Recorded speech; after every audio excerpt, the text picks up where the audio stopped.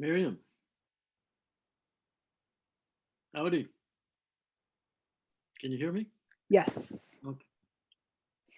I'm gonna just step downstairs, be right back. that's all right.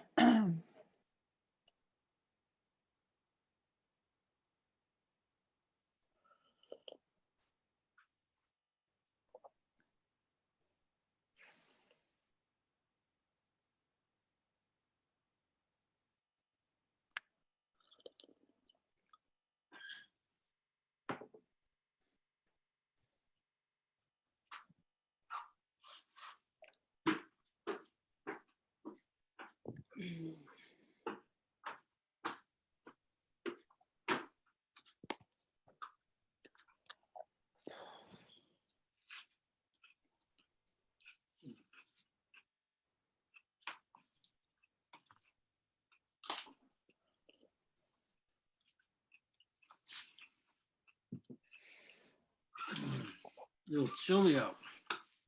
Yeah, we got some snow coming. Had to get the wood stove up and running.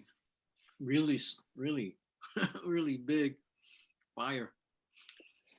Yeah, I'm sitting here cozied up to our wood stove in our living room.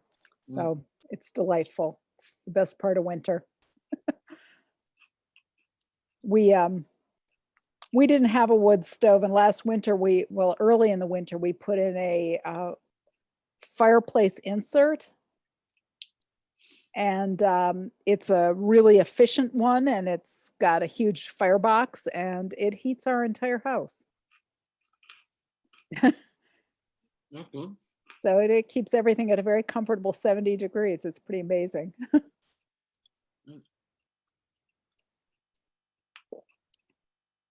No complaints. I did not hear back from anybody about tomorrow.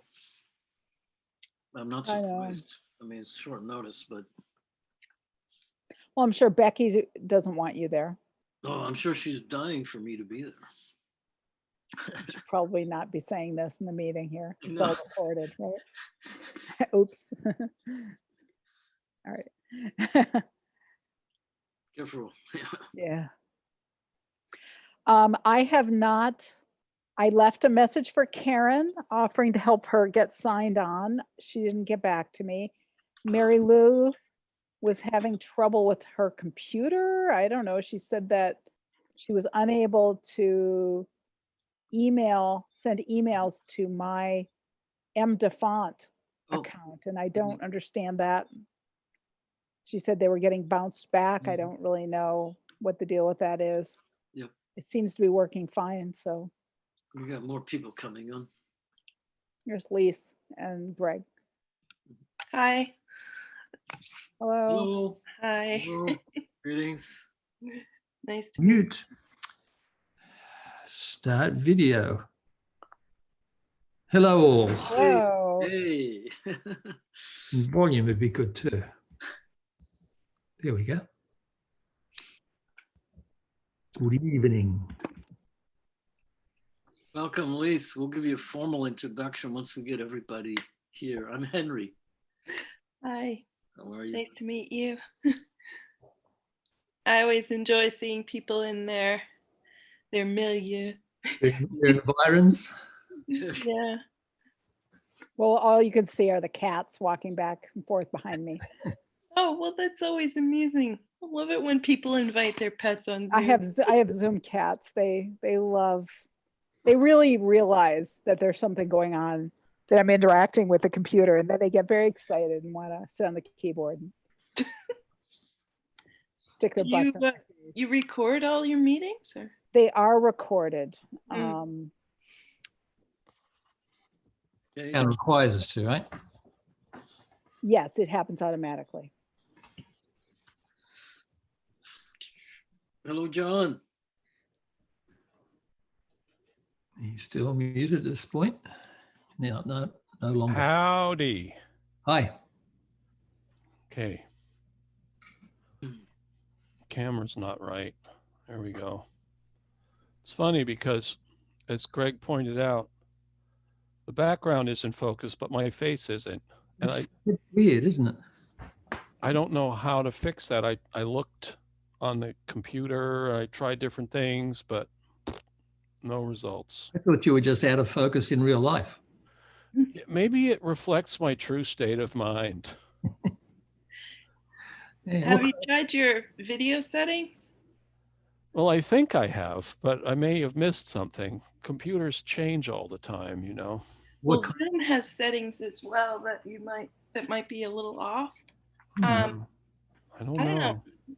You might have the touch up my appearance thing checked, in which case they want you to have, a little blur. Oh that- yeah, I have Is that a I real have thing? beauty face enabled. Yeah, you could. That's why I'm in a blur, because I'm a beauty. Oh, So what kind of computer are you using, John? it's a very old Dell Okay. laptop. I'm just surprised it continues to function. Well, But until it dies, I'm using it. yeah, good luck to it. Yeah. Okay, who else have we got? You know, there wasn't an email sent out with the Zoom. There wasn't. I Uh, did well, there was a send Word it out. There was Did a you? Word document sent out, yes. There was one. I didn't have one, but I found it on the town calendar page. Yeah, I did send it out to everybody. and the link was in a Word document. Right, which is what I thought people wanted. What? Um, Miriam. Both is always good. You could always put it in the body of the email and in a Word document. That would get us there. But I followed the your email document to get here. I think maybe I didn't get that email. Uh, Well, you're here. That's I found it on the town. Yeah. well, that's a good thing too. I got a Mary Lou email, Shutesbury Forests Abound, and I got a Henry email, no outsiders without consent. no, I sent it to everybody. John, you got it from me. To JW Histcom, or Yeah. that's funny because it's not showing up. Oh, wait, maybe it didn't show. Maybe you didn't end up in it. Nope, you didn't get it. You didn't get it. I Sorry. didn't get it. Okay, you're right. Why? That's weird. It is, these emails, I just find this email work very, very difficult. Well, I use a group mailing list that I devised, and it should automatically just have You know, everybody's email. I everyone don't in know it. why. I don't At know one why. point, I thought the way to email everyone was to send an email to historical committee at the town. What's that email? Historical@shutesbury.org. Yeah, that you just send one email there and everyone ends up getting it. But that's not really the case because Well, someone has to forward it. yeah, I mean, you could Yeah. send it there and I would forward it. Right, but it could take a few days, or there's no way to automatically do that. No. So we're left like with email groups and so forth. Hello, Liz. Is it Liz? Lise? Or Please. Yeah. Lise? I'm Hi. John Walter. Sorry, I should have said hi, but Nice to meet you. nice to meet you too. That's Joan weird. Hanson is joining us from the Friends. Nice. Hi, Joan. Hello. How are you? Hey, John.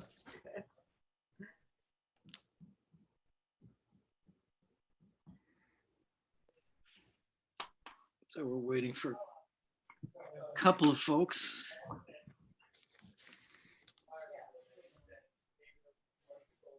If not, we'll get started. I think we have a quorum here.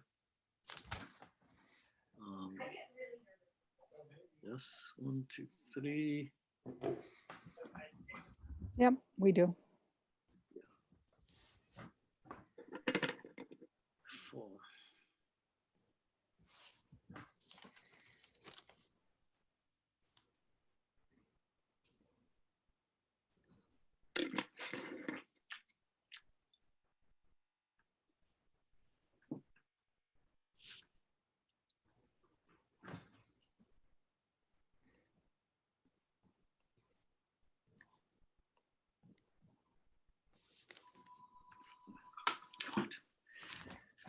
Okay. Can you hear me, Miriam? I can hear everybody. Yep. Okay. But I don't know what's going on with Mary Lou, but That email we were talking about, does that have the agenda? yes, Could you just send that over to me? yes. Thanks. For some reason, John, your email got deleted from my mailing list. I'm not really sure why that is. So you may not have gotten some stuff from me. Maybe But that it wasn't intentional. It had something to do with the way that my phone is interacting with Gmail, I think. Oh, you synced. Yeah, it's synced and Yes. it didn't sync in a good way. The dangers of syncing.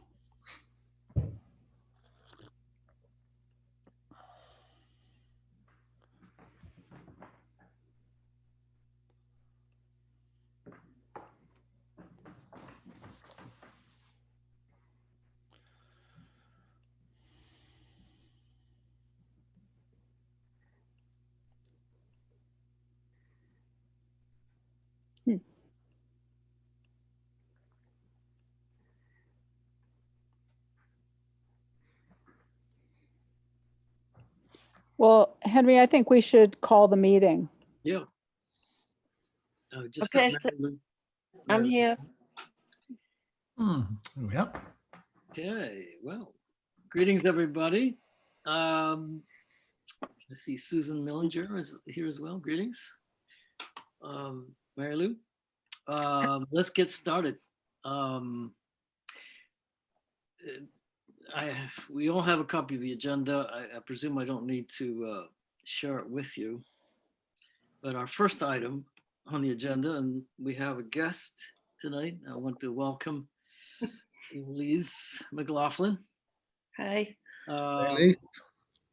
Who is we've read a bit about your background. Actually read some of your writing. Oh, did you? Oh, Very sorry. interesting. No, seriously, very interesting. I'm interested in the topics. If you care to say anything else about your background, I guess as you give a short presentation, is that what you had in mind for us? Anything? Well, I was hoping to answer any questions you had. Basically, the way I understand it is Miriam said that you would like to have somebody who's dealt with some of the issues that you have coming down the pike in the past. And I've been able to do that in a couple different ways. In my work on the Historical Commission, and I've also done some consulting for the tribes. So I'm not a tribal person and I'm not a lawyer, but I've done a lot of the paperwork that's involved in this kind of stuff for a long, probably about 6 years. And some of the field work as well. So I guess I would like to answer what questions you have and make sure I understand exactly what it is that you're interested in having help with. Something like, finding the data that you have available, making reports from that for various stakeholders in the process. And Miriam mentioned possibly some public education stuff as well. So, Yeah, that summed it up pretty well. okay. This, particularly, I guess, around this very difficult area of having an archaeological policy of sorts, Mhm.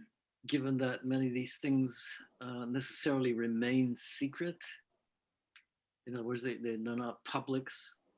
They're not necessarily made public. And that. Do you mean by the tribes or by Mass Historical Commission? Well, you know, if we were to have an inventory of these things, as in ceremonial stone landscapes, generally speaking, they remain Confidential. confidential. Thank you. It depends who you have do that. Some of the tribes who do that work believe that the way to protect the stones is to keep them hidden.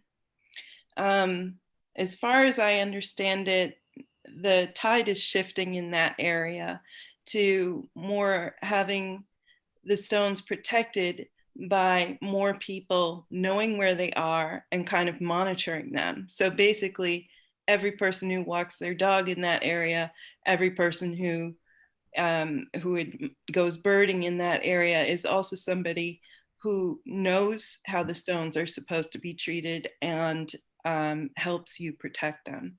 So it depends greatly on exactly who you have doing your mapping and what their goals are in conjunction with the town. It also depends on what kind of property it is.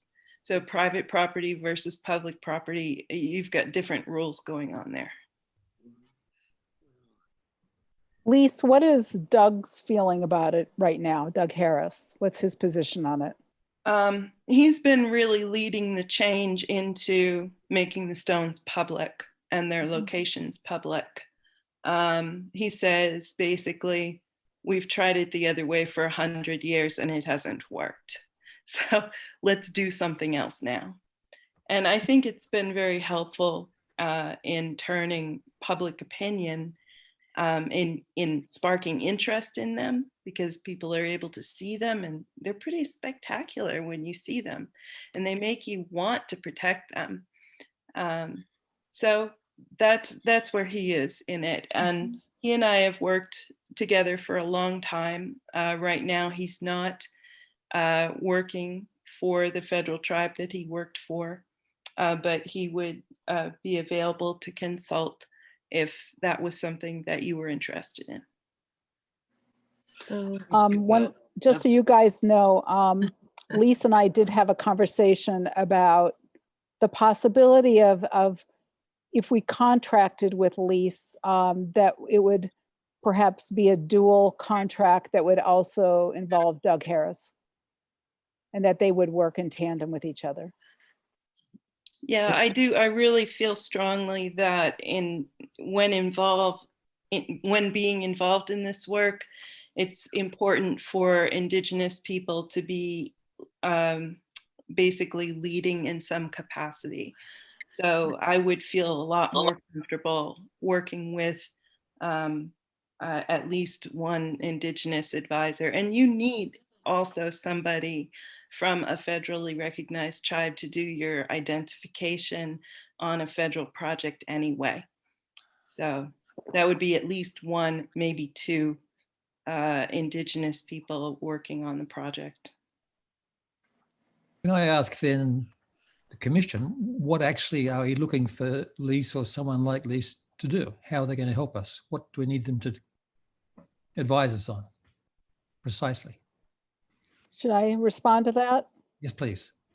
Lisa and I had 2 or 3 different things we discussed. No decisions made, of course, because it's up to the Historical Commission to decide if she's the right person and what the scope of her involvement would be. But so just to give you a menu to choose from, one option is that she help us very immediately in preparing a document and a response to the solar projects that are being proposed in Shutesbury.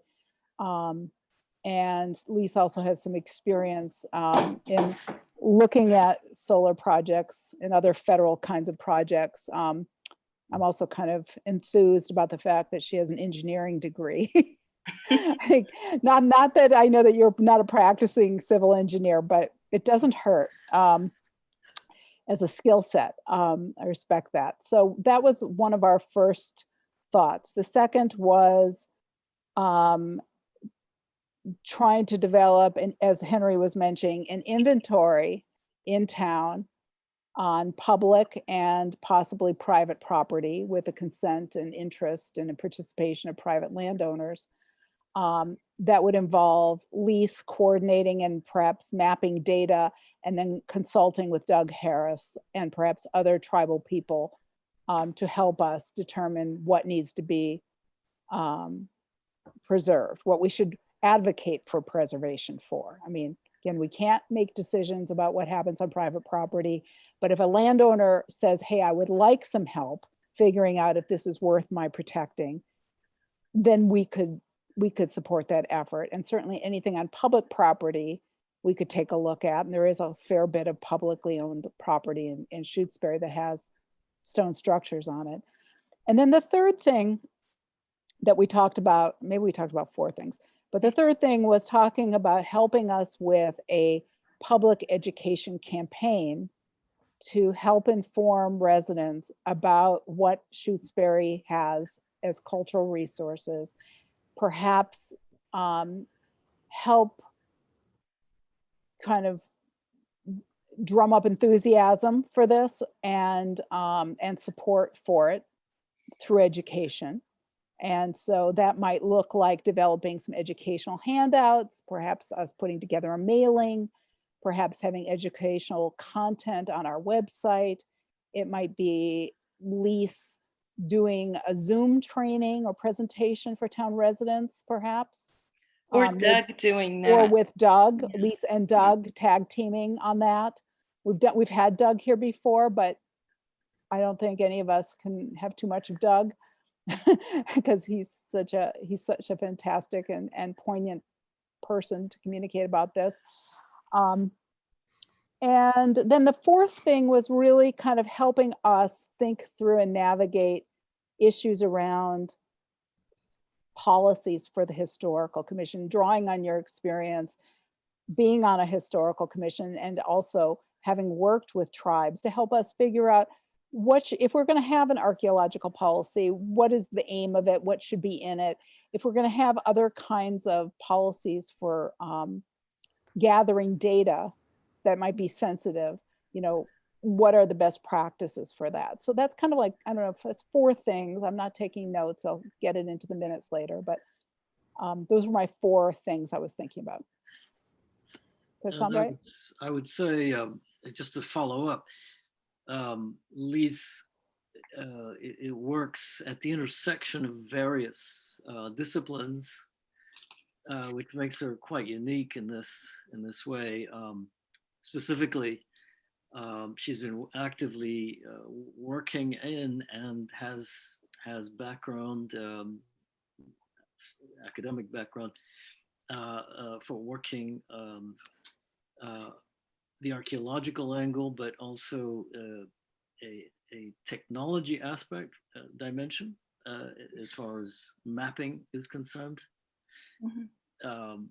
And of course, she's also been active in policy, historical commissions, specifically in Northfield, I believe.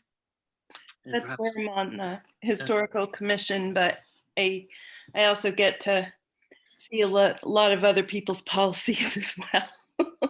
We try and help other towns make archaeological policies too. We've been working with. And the other angle is that she's also navigated some often fraught realm of tribal politics, at least as we know them You know, that once you get involved in these sorts of things, you're dealing with, in many cases, sovereign nations as opposed to individuals who may happen to have a particular interest or even academic background in it. And that's really where I think the Historical Commission would benefit from her input. Thank you.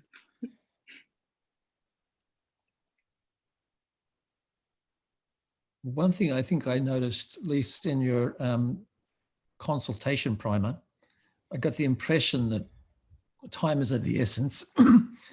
You said to involve tribal consultation early in a process. We've got, I believe, a responsibility now for, say, a new application for a solar energy plant. We have, is it 35 days, 45 days to come back with a response in terms of its historical significance. Is that right, Miriam? I talked with Michael DeCara about that just to get some clarification. So no applications have been submitted yet. The developer said that they plan to submit one application before the end of this year, before the end of December. And I think that's going to be for the Wheelock Tract West, the Wheelock Tract, what they're calling Pratt Corner East project, because the Concom is already finished with its job, piece of it, of that project. There's 4 other proposed projects, so we don't know when those will come in.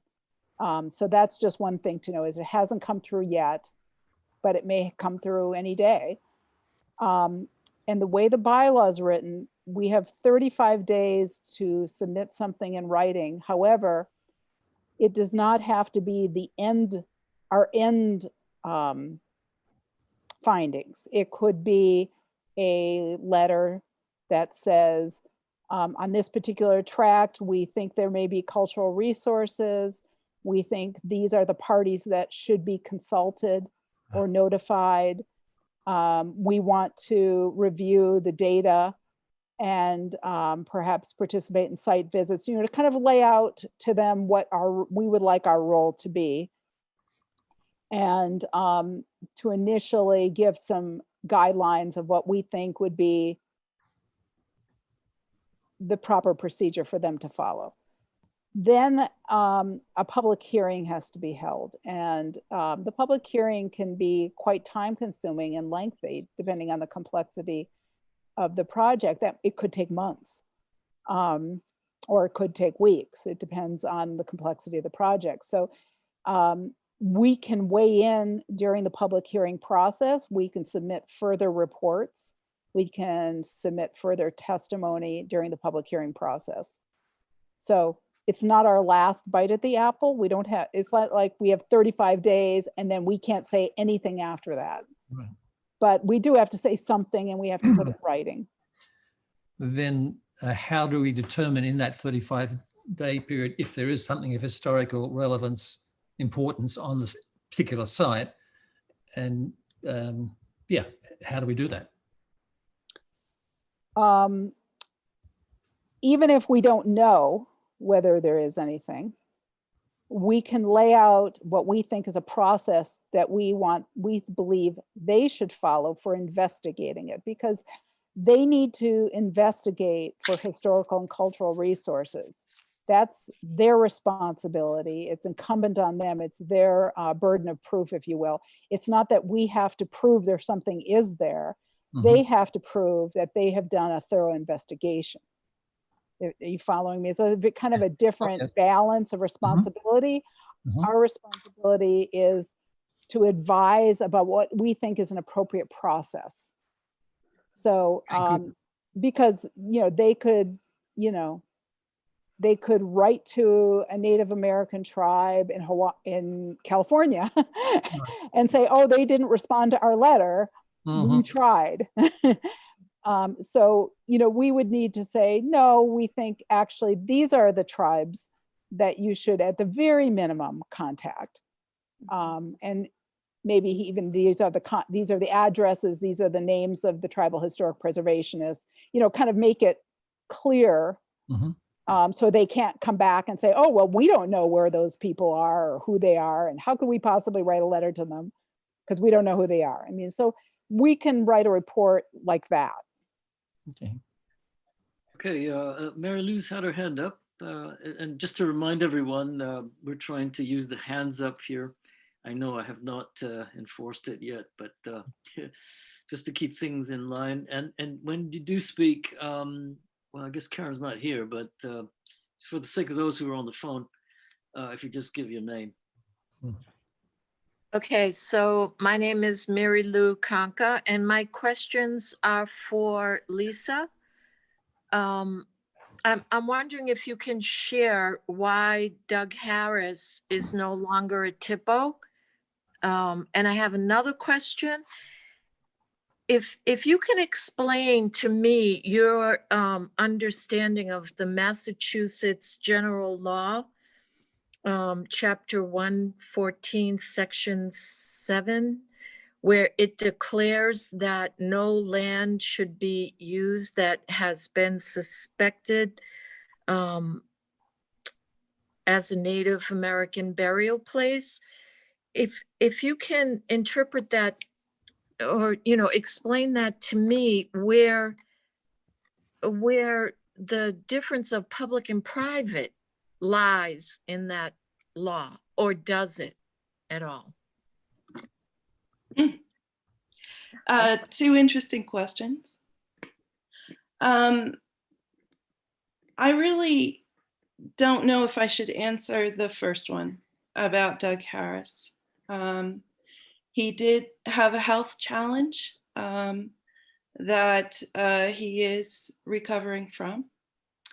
Other than that, an answer that I might give you would, I don't think, be very helpful. Has to do with issues that are not my business, actually. And it is true that he's no longer a TIPO, as I said. Yeah. Mhm. Doug Thank is 77 years old, and he's been doing this work for 3 decades.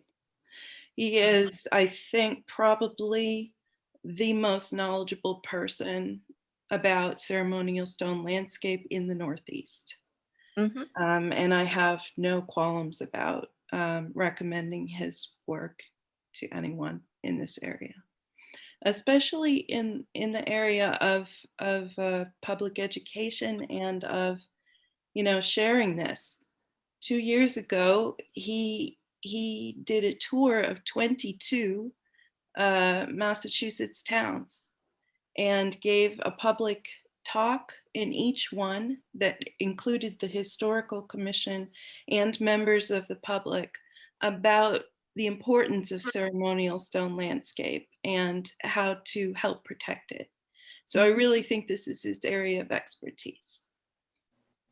The second question is a legal question, and I'm not a lawyer, but that rule is of interest because unmarked graves are everywhere in our area. I can tell you that I'm not sure how much time you want to spend on that legal definition.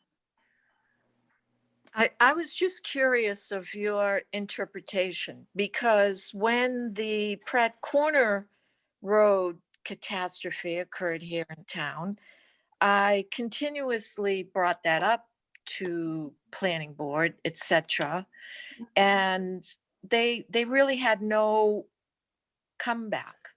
They consistently said this is private land. And I consistently said this law does not distinguish between public or private. It's simply a law. Mhm. So, so I'm not, I know you're not a lawyer. I'm not asking for your legal advice. I'm just asking, like, I guess just as a person to a person, what's the point of a law in a book if it can't be used by people who live in the state that this law was written for? Do you know what I'm saying? I do. And I run into those laws all the time. Oh, golly. And it is quite frustrating trying to convince, for example, a federal agency that they have a responsibility that they would rather not realize they have.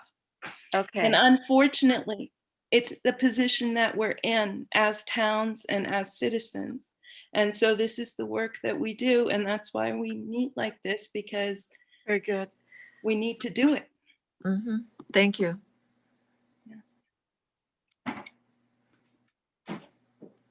Should I put my hand down? Yeah, please. There's a little thing there. No? Lower hand.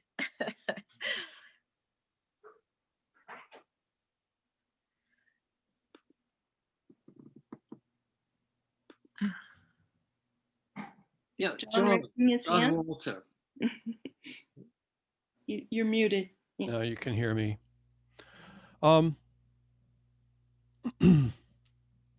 We often talk about the nipmuc, and I was curious if you knew what tribal territory is Shutesbury, or would it be if the tribe was here to claim it? Would it be Nipmuc, or would it be? There's so many, you know. Well, let me just say the Nipmuc are still here. Mm. And from what I understand, they do claim Shutesbury as part of their territory. Okay. Hey. Also, the video that's you can find on YouTube about Shutesbury stone, ceremonial stone, so forth, mentions that Shutesbury was the home of the Turtle Clan. Do you know anything about that? The Turtle Clan? No, I don't. No, because there's a lot of turtles, stone turtles, in the area, and I was just curious about that. But that's a really great video, even though it's long and boring. And in terms of doing public education, you know, it would be great to have like a 5-minute video that uses all the same kinds of information, but presents it in a way that's really like at a 6th grade learning level, you know, that's something easy to digest. Exactly. One of my personal objectives, okay, to joining the town in the administrative or committee fashion is to help encourage a sense of pride in our community. Mhm. And I think that's been lost on a lot of people. And I think there are ways that we can make people feel better about just living in Shutesbury by helping them feel proud to be here. And that, of course, lends itself to the public education thing. So are there any it may be very likely that Doug Harris can't help us with this, but are there any Nipmuc people that you can think of that would be useful or helpful? Well, a couple of years ago, I did work with Nipmuc Nation on a mapping grant that we had for their lands over in Earthlands over there in Peter Where's Pan. Earthlands? Miriam? Yeah, Wait, I'm sorry. I I'll let you still finish have and then I had a comment. okay, It's I'm not done. Where's Earthlands? Peter San. Okay, It's Larry Buell right. has an education center there. Yeah, didn't he donate land to? He did. Yeah, and there was something in the paper about a group of Native American people who live in the Worcester area that. Yeah, the Nipmuc do own land there.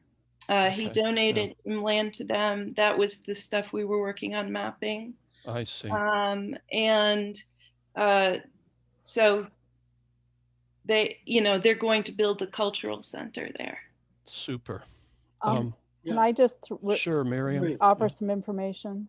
Can because I have one more thing, so. That's fine. Yeah. I just want to respond to one of your question, John. Yeah. Is that all right if I jump in here for a sec, Yeah. Henry? Sure. Just so you know, I did have some communication with the Tribal Historic Preservation Officer for the Nipmuc Nation and asked her if she would be interested or available to work with us.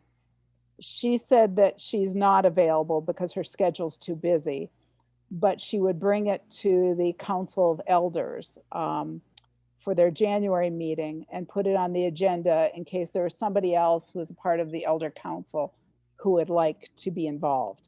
So we'll wait and see, I guess. Okay. I just have another question about the term archaeology and whether it really applies to these stone structures. If I could be really biased about this, archaeology is a Western term that, white people have invented to dig up other old white people's structures. But a lot of these Native American stone ceremonial sites are actually or would be alive today. They would be maintained and a living testament to their continual spiritual practice. And so are they really, do we even use the term archaeology here? Because isn't that an imposition of our cultural values onto something that really doesn't apply? I know that the tribes have a lot of difficulty with archaeologists and with anthropologists. My discipline is more interdisciplinary and more anthropology than archaeology. Archaeology focuses more on the material culture, as you said. So basically, archaeology gets used for almost anything you want to dig up or study that's an object, right? So, I mean, you can do an archaeological dig on a colonial building too. Well, that would be fitting because it's in line with the cultural values of the colonists who built it, Right. because So, we're still those colonists, right? just what I wanted to say is that I share a commitment to protecting the stones from being disassembled and studied as objects because they are living cultural realities for people. They are not dead rocks to be dug up. So the way that I approach this work is not from a traditional archaeological standpoint, but I've been trained by the tribes to think of the stone structures as part of their culture. And that's how I approach doing the preservation work. Okay, I only brought it up because Miriam mentioned it in terms of policies that. Yeah, I meant that some towns and historical commissions have adopted archaeological policies in order to regulate archaeological activities in town, not to encourage archaeological activities. Right. Because But archaeology, by its nature, is a destructive process. It involves removing things from where they lie. Right. Yeah, and I would say, just to follow up on that, implicit in your questioning, John, is the idea somehow that there are some pure essential natives out there. Most native people, including myself as a descendant, are mixed race and have had to deal with the legal systems of knowledge that we are surrounded by, which includes archaeology, which is unfortunately, and so we have, it's part of the vocabulary to in order to negotiate practically anything to do with these things. So it's hard to avoid the concept, even though we may be critical of the concept. If you go to South America, which is where I'm from, Peru to be exact. And by the way, my aunt was the director of the Museum of Anthropology in Peru. Mixed race person, and it's an ongoing discussion, but it's important not to essentialize the idea that somehow, right, that there's this pure native cultural phenomenon, because native people have become, they're just as modern as you and I. They're part of our part of our contemporary society. They've adopted all kinds of things, hip hop, blues. In order to negotiate this world, they have necessarily had to adopt the vocabularies, the dominant vocabularies, even though they may not be acceptable in many ways.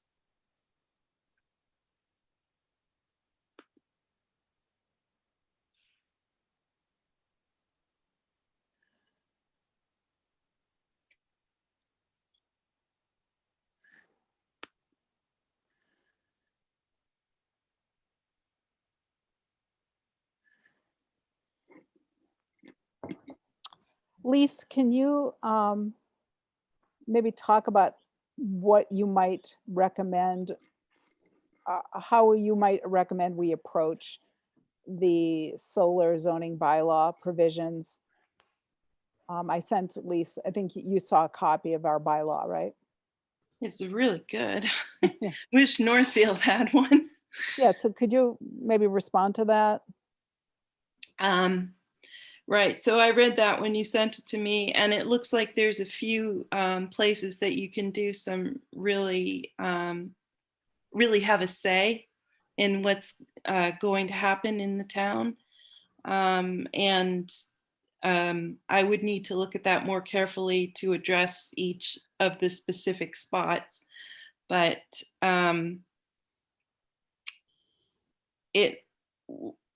it looks like on the town level, you have something to do, and also on, the federal level. So there's a lot to look into before creating a comprehensive response, but it should be comprehensive, and it should take into account federal, state, and town levels so that it's all coordinated, and at least that stuff gets out there right away, and you bring in your tribal partners right away, so that nobody's playing catch up after these 35 days or whatever you have. Mm-hmm. So one of the things that Lisa and I had talked about is that sometimes it's a little hard to get the attention of tribal officers because they're kind of inundated with letters and requests for involvement. So can you maybe share with us how you might help us with that part of kind of greasing those wheels or interacting with the tribal offices? Yeah, I think the first thing to do is to choose, to contact them. So putting the word out there that you actively want them to be part of this process. But in addition to that, it's essential to identify the federal agency who is supposed to be responsible for that consultation. So you've got two things that have to happen pretty close together. It doesn't mean that they have to happen in tandem, because the town can start inviting federal and state tribes, if that's what you decide to do, into the process as early as you can. So basically, I was very lucky to work with 4 federally recognized tribes, some of whom are still active in the area of ceremonial stone landscape protection. And then I've also worked with state recognized tribes from Vermont and from Massachusetts. So I could probably at least get somebody to pick up the phone or answer their email. That's my, and if I can't, I have some other people who might give that a try. So I think that while I can't make any promises, I think that I could probably help you find people who would be wanting to put effort into this project. Mhm. Okay.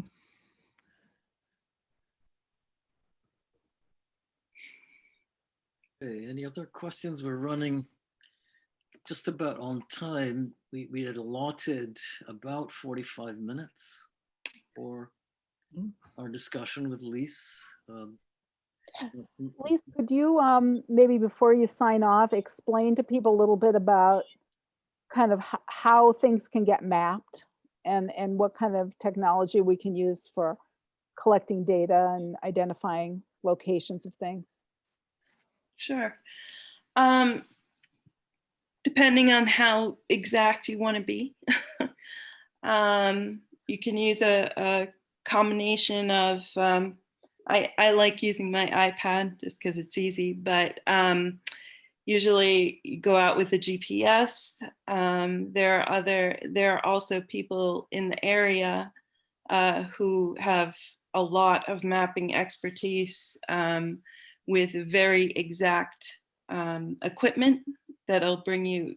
GPS is not that exact, but that's what we usually use anyway. You bring that into Esri, which is ArcGIS, and create a map from that. And you then have the decisions to make about which parts of that map are private and public. And I think that has a great deal to do with what kind of land you're working with.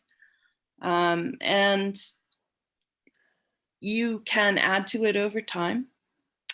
And you can print them out, you can have them electronic. The mapping technology is so simple now that anybody can take their iPhone out and start mapping and import this into ArcGIS or even Google My Maps. So it's not difficult. The mapping portion is not difficult. What's difficult is to figure out exactly how you want to use that data and who's going to use it for what.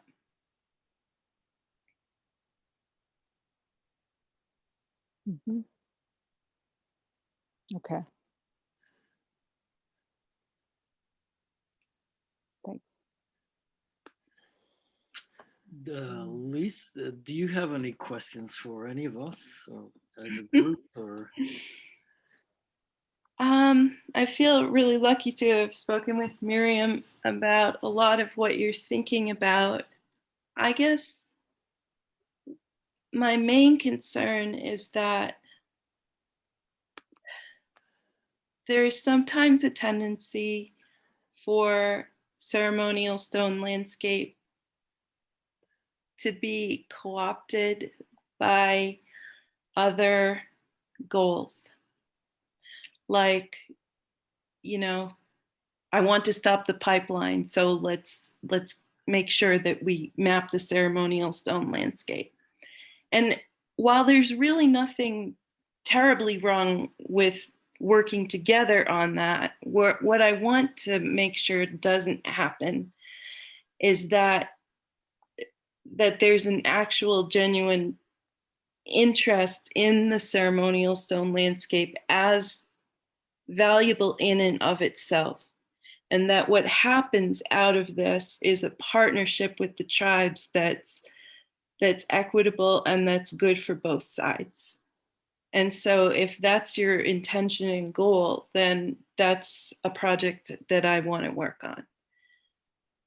If it's just so that you have some other thing in mind that doesn't have anything to do with social justice or that, I'm not so sure. So that would be my question to you. Well, I think I could answer for myself personally that most definitely there's a genuine interest in this. The reason I got interested in this in the first place is realizing that Native people really share the same cosmology, North and South America, isn't it? And in a sense, that's something to be celebrated and to be preserved in and of itself. Yeah.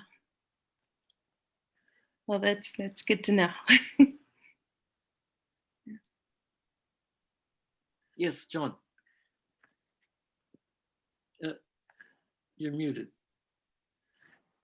You're muted. I know, I'm just, I had to click on something and then move something and then click on something and then I could unmute. Okay. I just wanted to share a little personal, I've walked the woods, and this area is replete. Okay, it's just an amazing area because of its, well, it was so unfriendly to the colonists. I mean, there are some sections that are completely, cleaned out and the stone walls were built and they had their 4 acres of English grass planted. Okay. Mhm. But so much of this area was basically just used for logs and it's primarily untouched, aside from maybe some roads or trails. And everywhere you go, you find a turtle or a snake or a pit, some kind of thing you could crawl into, or some maybe a spot that at the head of a river system, because we have up here we have what do you call it? The head of the waters. Okay, so in one part of Shutesbury, it drains into Montague. Another part of Shutesbury drains into the Quabbin. Another part of Shutesbury drains into Amherst. Okay, so we're like at the top. And I think there was a lot of celebration of the source. This was the source of all these river systems. And if you muck around in the swamps like I do, you find these things that are there that don't make sense to us necessarily, but are beautiful and wonderful, And personally, as a total Yankee, okay, my mother used to talk about the revolution using the term we, like we chased the British out of Boston, and as a child, I'd look at her and say, wow, you're really old, and she's like, no, no, no. We meaning us British people, us, us New Englanders, and being related to, was it Daniel Brewster from the Mayflower? Okay. And having a lengthy heritage here in New England and so forth. I'm incredibly ashamed, okay, of my heritage in a way, that I go to some of these like public events, say down in Turner's Falls, right? And I'm actually really bashful about approaching anyone with a Native background, though I'm so incredibly curious. I have these, I call them ceremonial stone sites, okay, because each one is specific. That I just really want to make a difference here. I think in Shutesbury we really can, I think and you can too. Shutesbury is I've done probably not as much walking as you, but some walking in Shutesbury, and it's some pretty incredible stone there.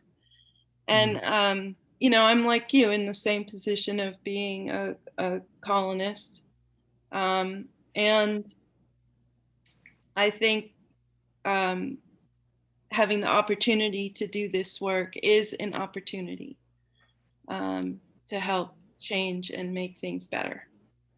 So Doug always says there aren't enough Indians to go around.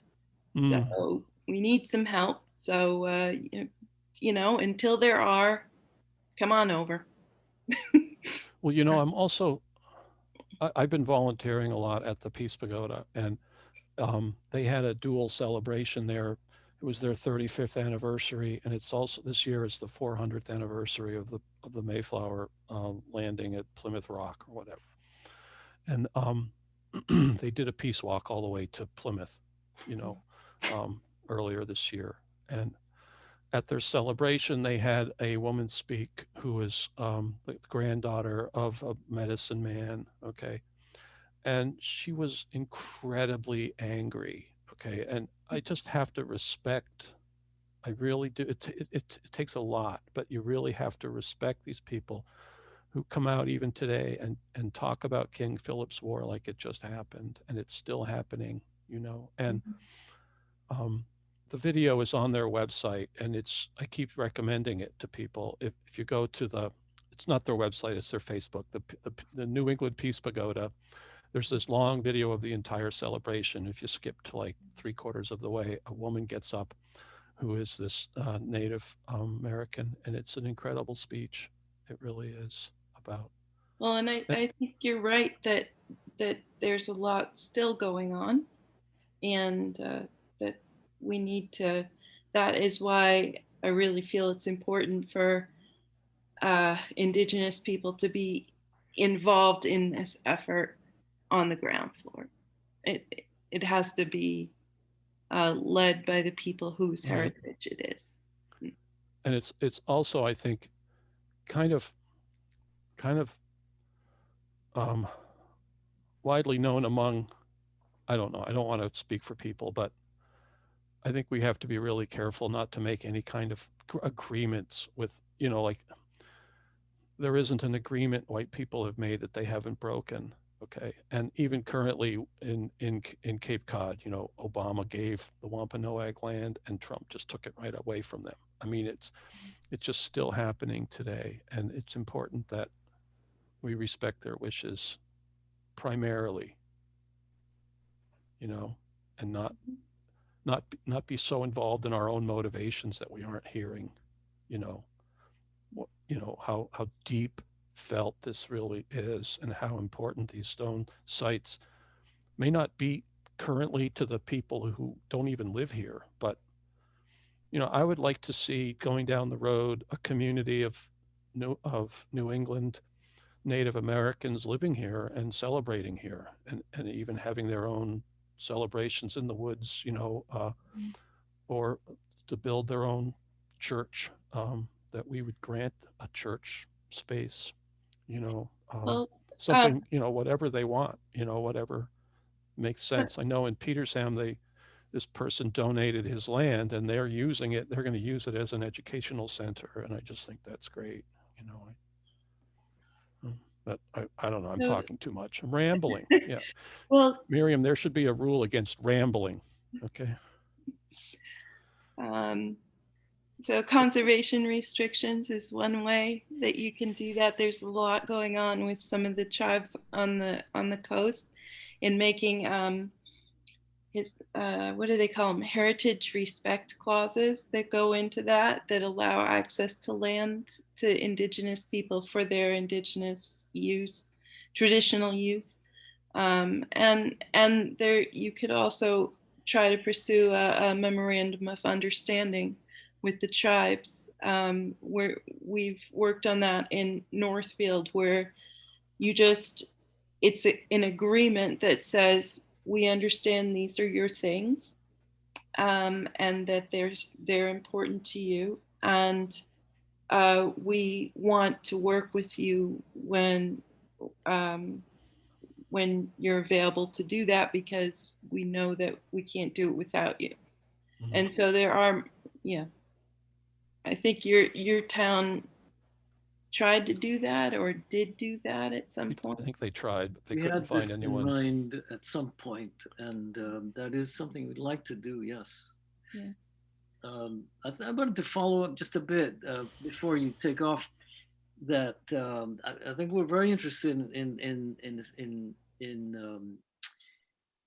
uh, facilitating a dialogue. Really, I mean, ultimately, I always have a hard time presenting myself in public when it comes to these issues because on the one hand I'll paint myself as a South American when in fact I'm actually I'm a ongoing discussion between these cultures. My father grew up in Glasgow and he emigrated when he was about 25 years of age to South America. So I've constantly been going back and forth understanding being a Brit, but also being a South American, which is where I spent most of my life.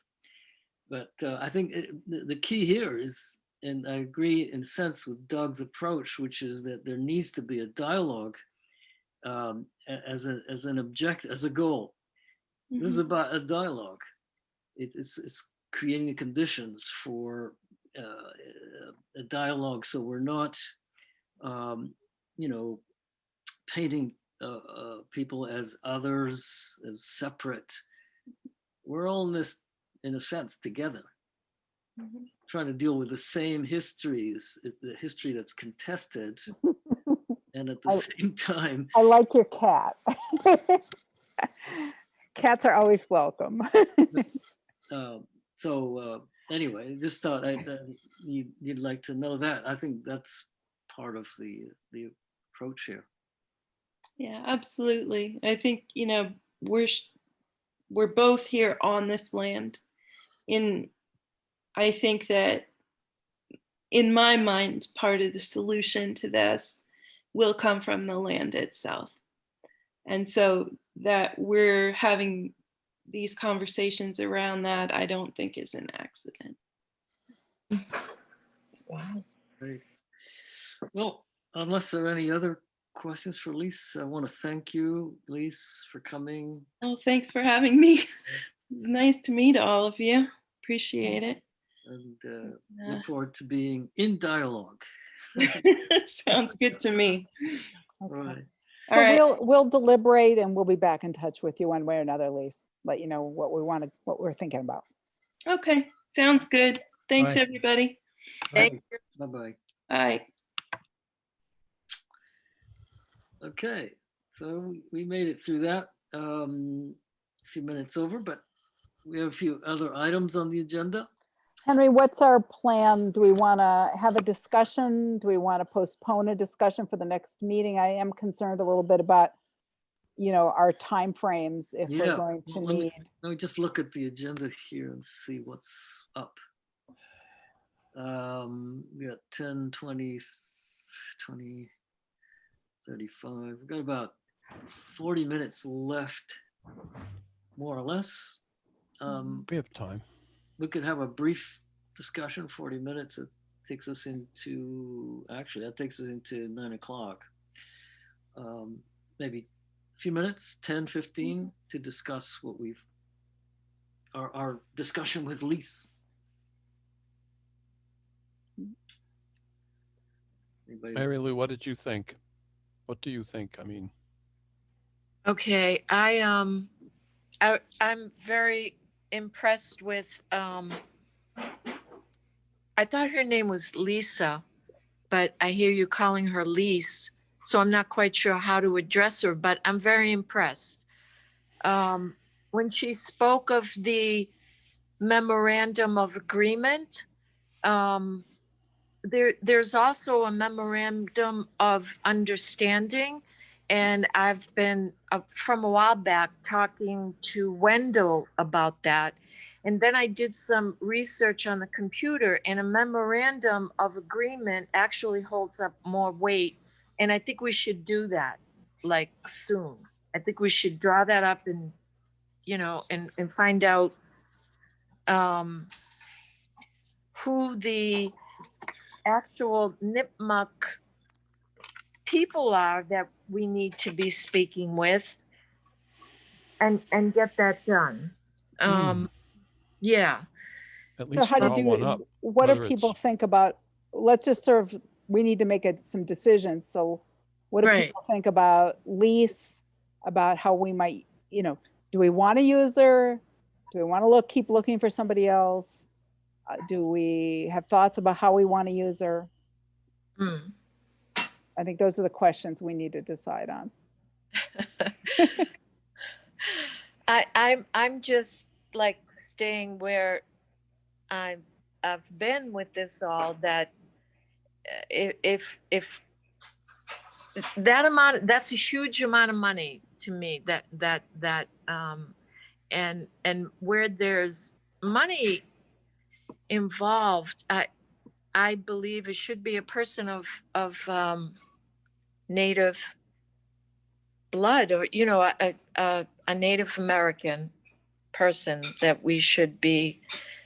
I mean, she knows a lot, and I appreciate, and she has a wonderful way about her. But for me to be true to my own commitment in this all, I think it should be a Native American person, especially if we're going to give them money to talk to us. Yeah, that's my input. If my point though, Mary Lou, is if we're not going to hire Lise because she's not Native American, then somehow we've got to replace that knowledge base. We don't have it ourselves. And she has actually a knowledge base that individual TIPOs or other people may not have because she's worked with them all. So the question really becomes, how do we get that knowledge that Lise has got, and who do we get it from? If there's a Native American person who can play that role, totally all for it. Absolutely, that'd be great. But if not, then Lise seems to be able to do a very sensitive and aware and intelligent provider service to us, that because we don't have the information in our heads that she has. That's all. She also said she would bring Native Americans along with her. Well, yes, she absolutely of insisted, really. Yes, what she and I talked about was two things, that, there's like two different needs that we have. One is that we need somebody who's got good organizational skills, good writing skills, familiar with Mass Historical Commission, how historical commissions work, maybe help us review these planning board solar projects. So that's like one pot, okay? And that is not necessarily a skill set that tribal historic preservationists have. That's not what they do necessarily for a living, and it's not what their expertise is in. So it'd be what her opinion was, and I'm sorry we didn't draw that out of her, but what she told me was she thought it would be very unlikely that you would ever be able to hire a TIPO to play those roles. But she thinks that there could be a very productive complementary set of relationships, that she could do this work for us and work with Doug as an expert, and also work with one or more TIPOs if we're able to establish relationships with them, and she can help us do that. She has relationships with them. So it's kind of a complex, kind of complicated sort of relationship, but that's how does it have to be a TIPO? Could it be simply someone, say, from the NIPMUC organization who is passionate? She felt very strongly that it's good to have a native consultants, and there could be any number of people who could be a native consultant. For her, working with Doug is the best fit, because she and Doug have been partners working together for many years.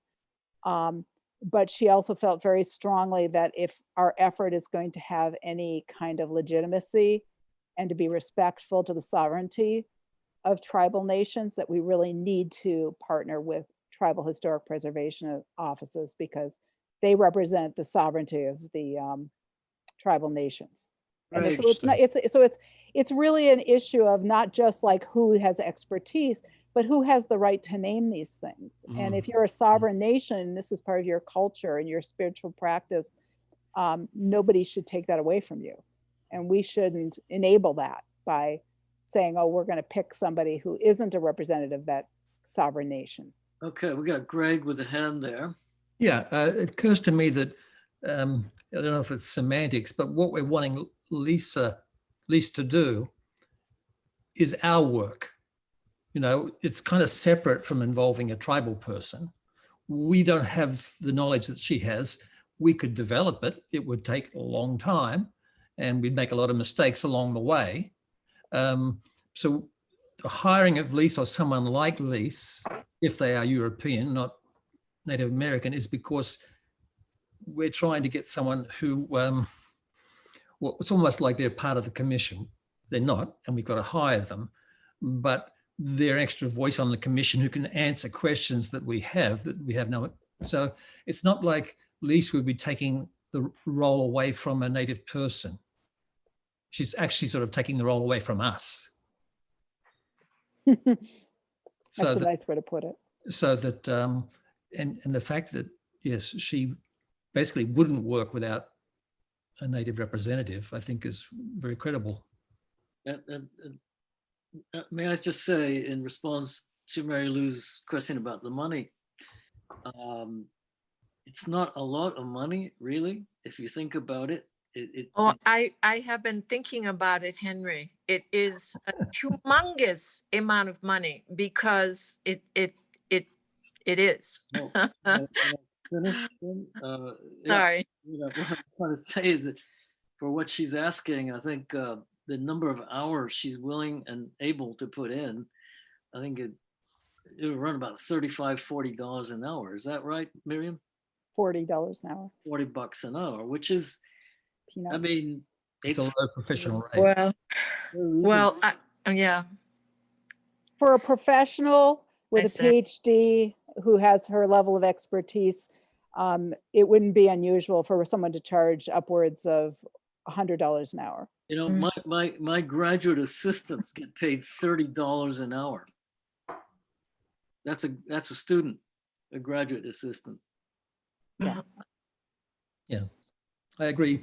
It sounds like a lot of money. It's a lump sum is quite a bit, but on an hourly basis, I think it's, you know, in my business, I get paid much more than $40 an hour. I didn't graduate high school, folks. So $40 an hour sounds very reasonable as a professional service to me. Okay. I'd like to make a motion that the Historical Commission agree to hire a lease and authorize perhaps Henry and myself to work with Lise around a draft consulting agreement with the understanding that the funds would be drawn from our town account. How much money is in the town account? $18,000. Ooh, can I have some? Just, Do we have a just kidding. second? Do we have a second to that motion? Second, I'd like to suggest that the two be separated. One is to hire Lise, and the other one was for Lise to work with Henry and Miriam. So I'd like If a motion's been seconded, there has to be a vote on it. Right. well, I'd like to amend it if that's possible. you want to explain why? What is your rationale? Well, I mean, she can't work with just the two of you. She has to be able to work No, with other that isn't people what I too. I said. don't understand. No, what that you isn't what I mean. said.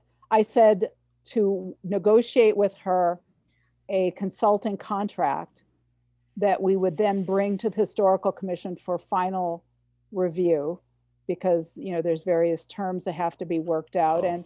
it's really impractical to do that by committee. Right. Oh, that's fine. I have a I've lot of misunderstood experience you. with Yeah. consulting and have a pretty good idea of what should be in it. We'd also probably have to run any agreement through somebody in town government. I have to figure out whether it's Becky or whether the select board needs to approve it or not. Mhm.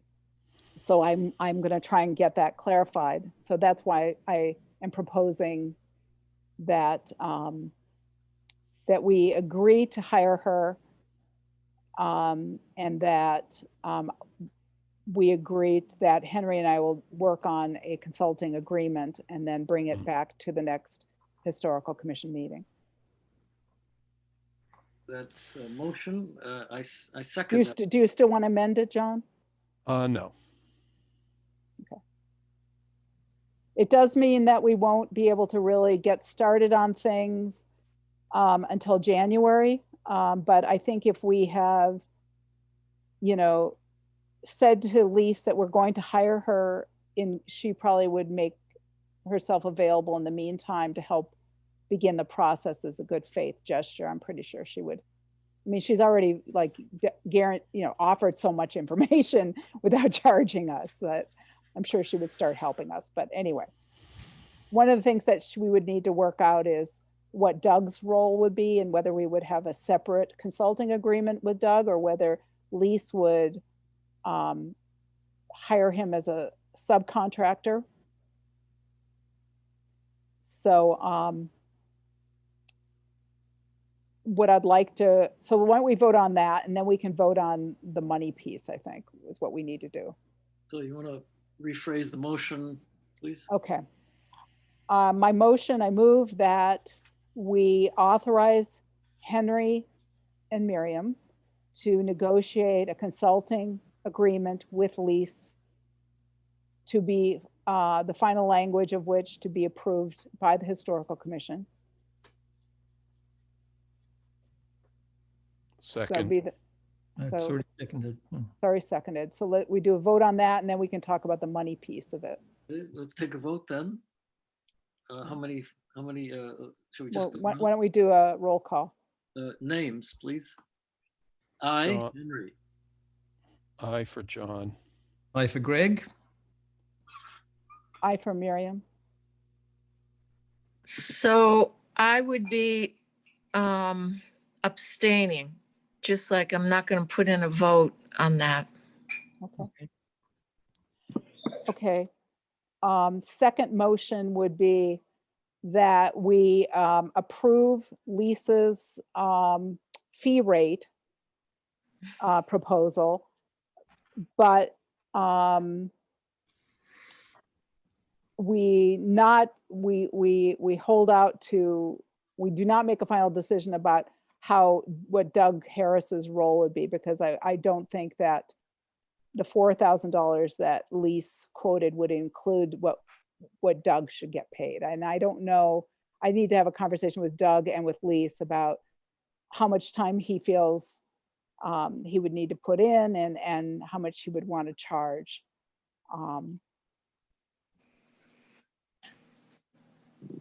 Mhm. So could we just make an agreement? So I guess I'm moving that we tentatively approve the $4,000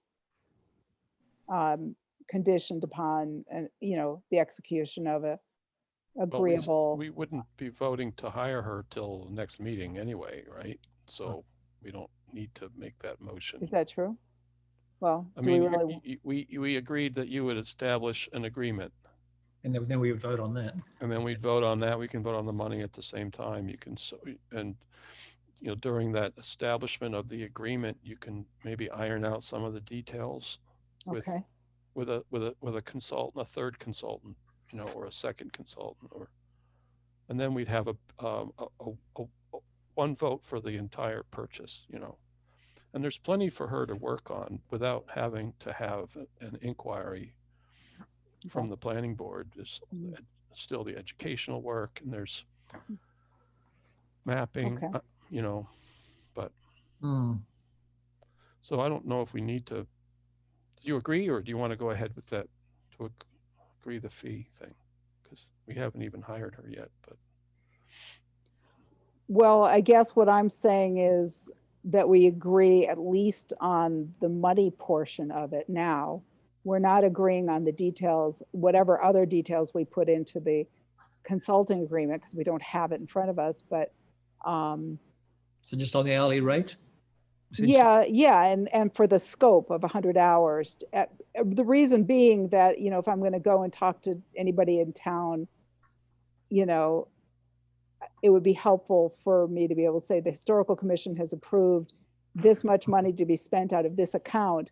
What do we need to do to make that happen? Okay. I'm hoping that we don't need to get the select board to approve this, because that's just like another layer of Oh, yeah. complexity. And I really hope that that's not the case. So, There's denialists on the board too, so. and just as an aside here, we just had this CPC meeting, where our two projects got shot down. But one of the suggestions made by one of the select board members is that we use our own funds to pursue projects. So with that in mind, I hope that the select board will be agreeable and won't put any obstacles in the way, Yes. since they just suggested we do that. Right, I don't see how they could object Well, or who knows? why they would object Well, you to never us know. spending our own money. Yeah, because it was not taxpayer money. This was all donated money. Oh, Hmm. even more so. Yeah. Okay, so so I'm going to make a motion that we approve. My computer is not working. Hold on. Okay. Okay. That we approve the tentative scope of 100 hours at $40 an hour, with details of the agreement to be determined at the next meeting. Do I have a second? Second, Who's that? Second? either one of us. Okay, John. Okay, so Henry, you can do the roll call. Okay. So wait, I have a question. Is Yeah. this specific to Lisa? Mhm. Yes. Just Lisa at this point. Okay.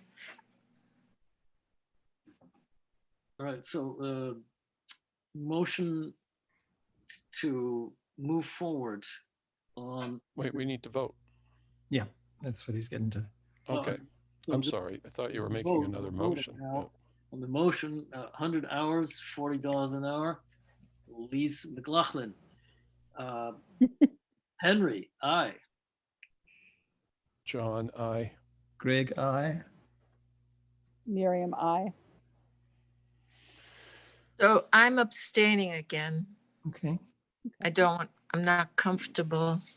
Well, this isn't quite a decision to actually make to agree to a contract or yet. It's a matter of exploring it. So Yes, it's a tentative approval that we would be using our funds from our donation account. I know, but it's specific to a person and I'm not comfortable. Well, Okay. even if it's not Lisa, we agree to spend $4,000 to assist us in this. But that's not Venture. what this vote was. I asked that question before it came to me. Is that correct, Henry? It's specific to Lisa? Lise? Yes. Yes. Okay, thank you. Okay. Okay, well, we have other items on the agenda. we got the minutes to approve, don't we? We have minutes to approve, but we had set aside 10 minutes for a brief review of CPA discussion. I hope we don't need to really belabor this. We got shut down for those who were not there, both of them. They're really interested in being very literal about interpreting the guidelines. Has to be something really tangible, and unfortunately, they did not see enough of this tangible element in either of our requests. my observation on it in brief is that these guidelines, the rules are basically biased. If you know, of course, we know of the existence of colonial structures that is tangible artifacts and architecture. Yes, they're all very visible and everybody knows about them to be preserved. On the other hand, of course, no, pre-colonial structures are invisible. Nobody knows, in other words, you can't name them, and therefore are ineligible. So it's very biased, the rules here. And the folks who on the CPA who interpret the rules, of course, tend to pretty much agree with it. I mean, they agree with the assumption, basically, that Well, may I? the catch 22, right?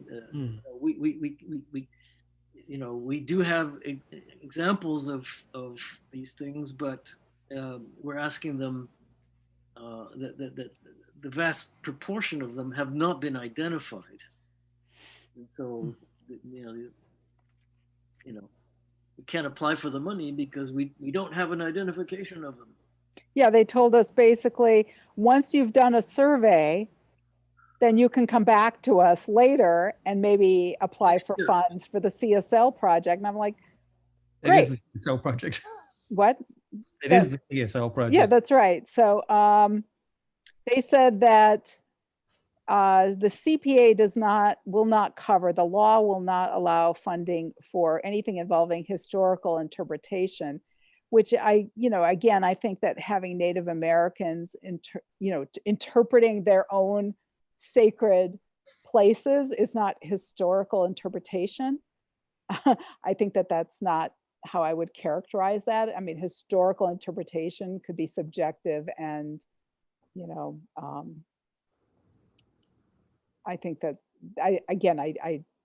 what can I do? That's just what they decided. So So what was their Here we are. objection to the historic sign program? the same thing, that the signs would be historical interpretation, that it's basically not preserving a thing, it's creating signage to identify things. Mm. And so that's interpretation.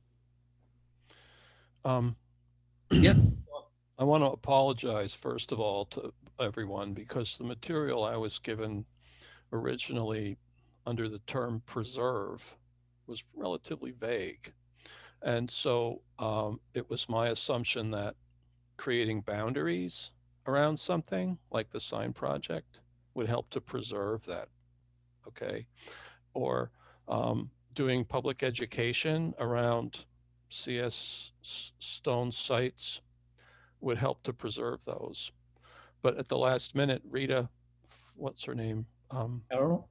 Rita Farrell sent out this other thing, okay, which made it pretty clear that to preserve something meant to purchase something, like real estate, okay? And if we, for example, had a plot of land that we wanted to buy because it was covered with this beautiful stone sites that were pre-colonial, I think that would apply. It doesn't necessarily have to be a a stone foundation, of the first saddle maker in Shutesbury or something. But it has to be something purchasable to preserve. So a building, something, if, for example, the sign, okay, that indicates the old sign on North Leverett Road that indicates that here is Shutesbury and here is Leverett, which is an old concrete sign with metal.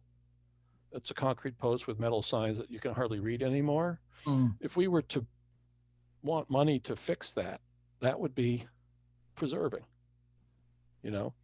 but to put up new signs, to create something new, doesn't qualify. And they're being very literal, as Alan pointed out, that this goes all the way back to the State House, where people have to approve these Just, final, yeah. you know, and personally, I think Shutesbury might consider withdrawing from the CPA. I mean, there's so few things that we can actually spend the money on.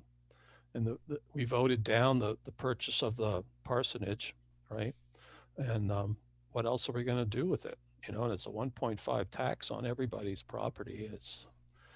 I think it went through partly because all the anti-taxers voted for it because they're affiliated strongly with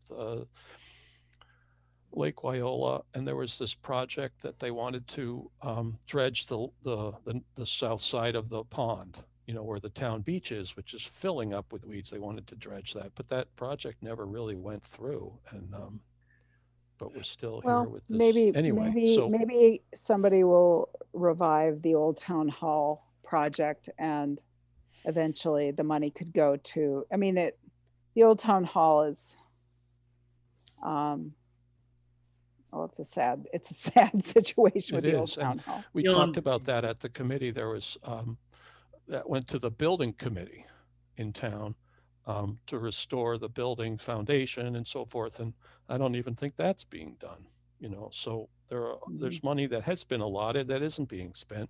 Mhm. The few Well, things, if we wanted to try to plan for next year, that we really get our act together and put in a CPA application that relates to the old town hall, that probably would get funded. probably.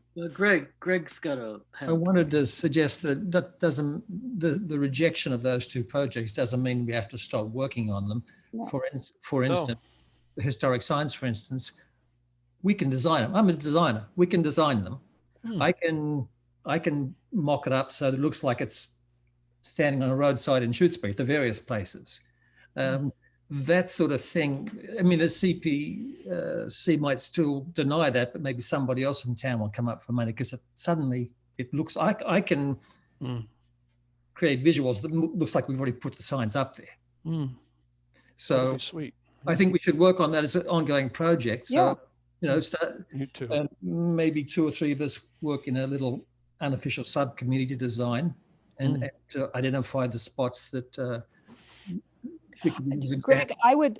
I mean, I think that's a great idea. I would just like to put in a plug. There's some examples of signs I mean, you sent them, I think. that I shared. I really like the idea of tastefully made metal signs because they'll hold up in our winters and with weather.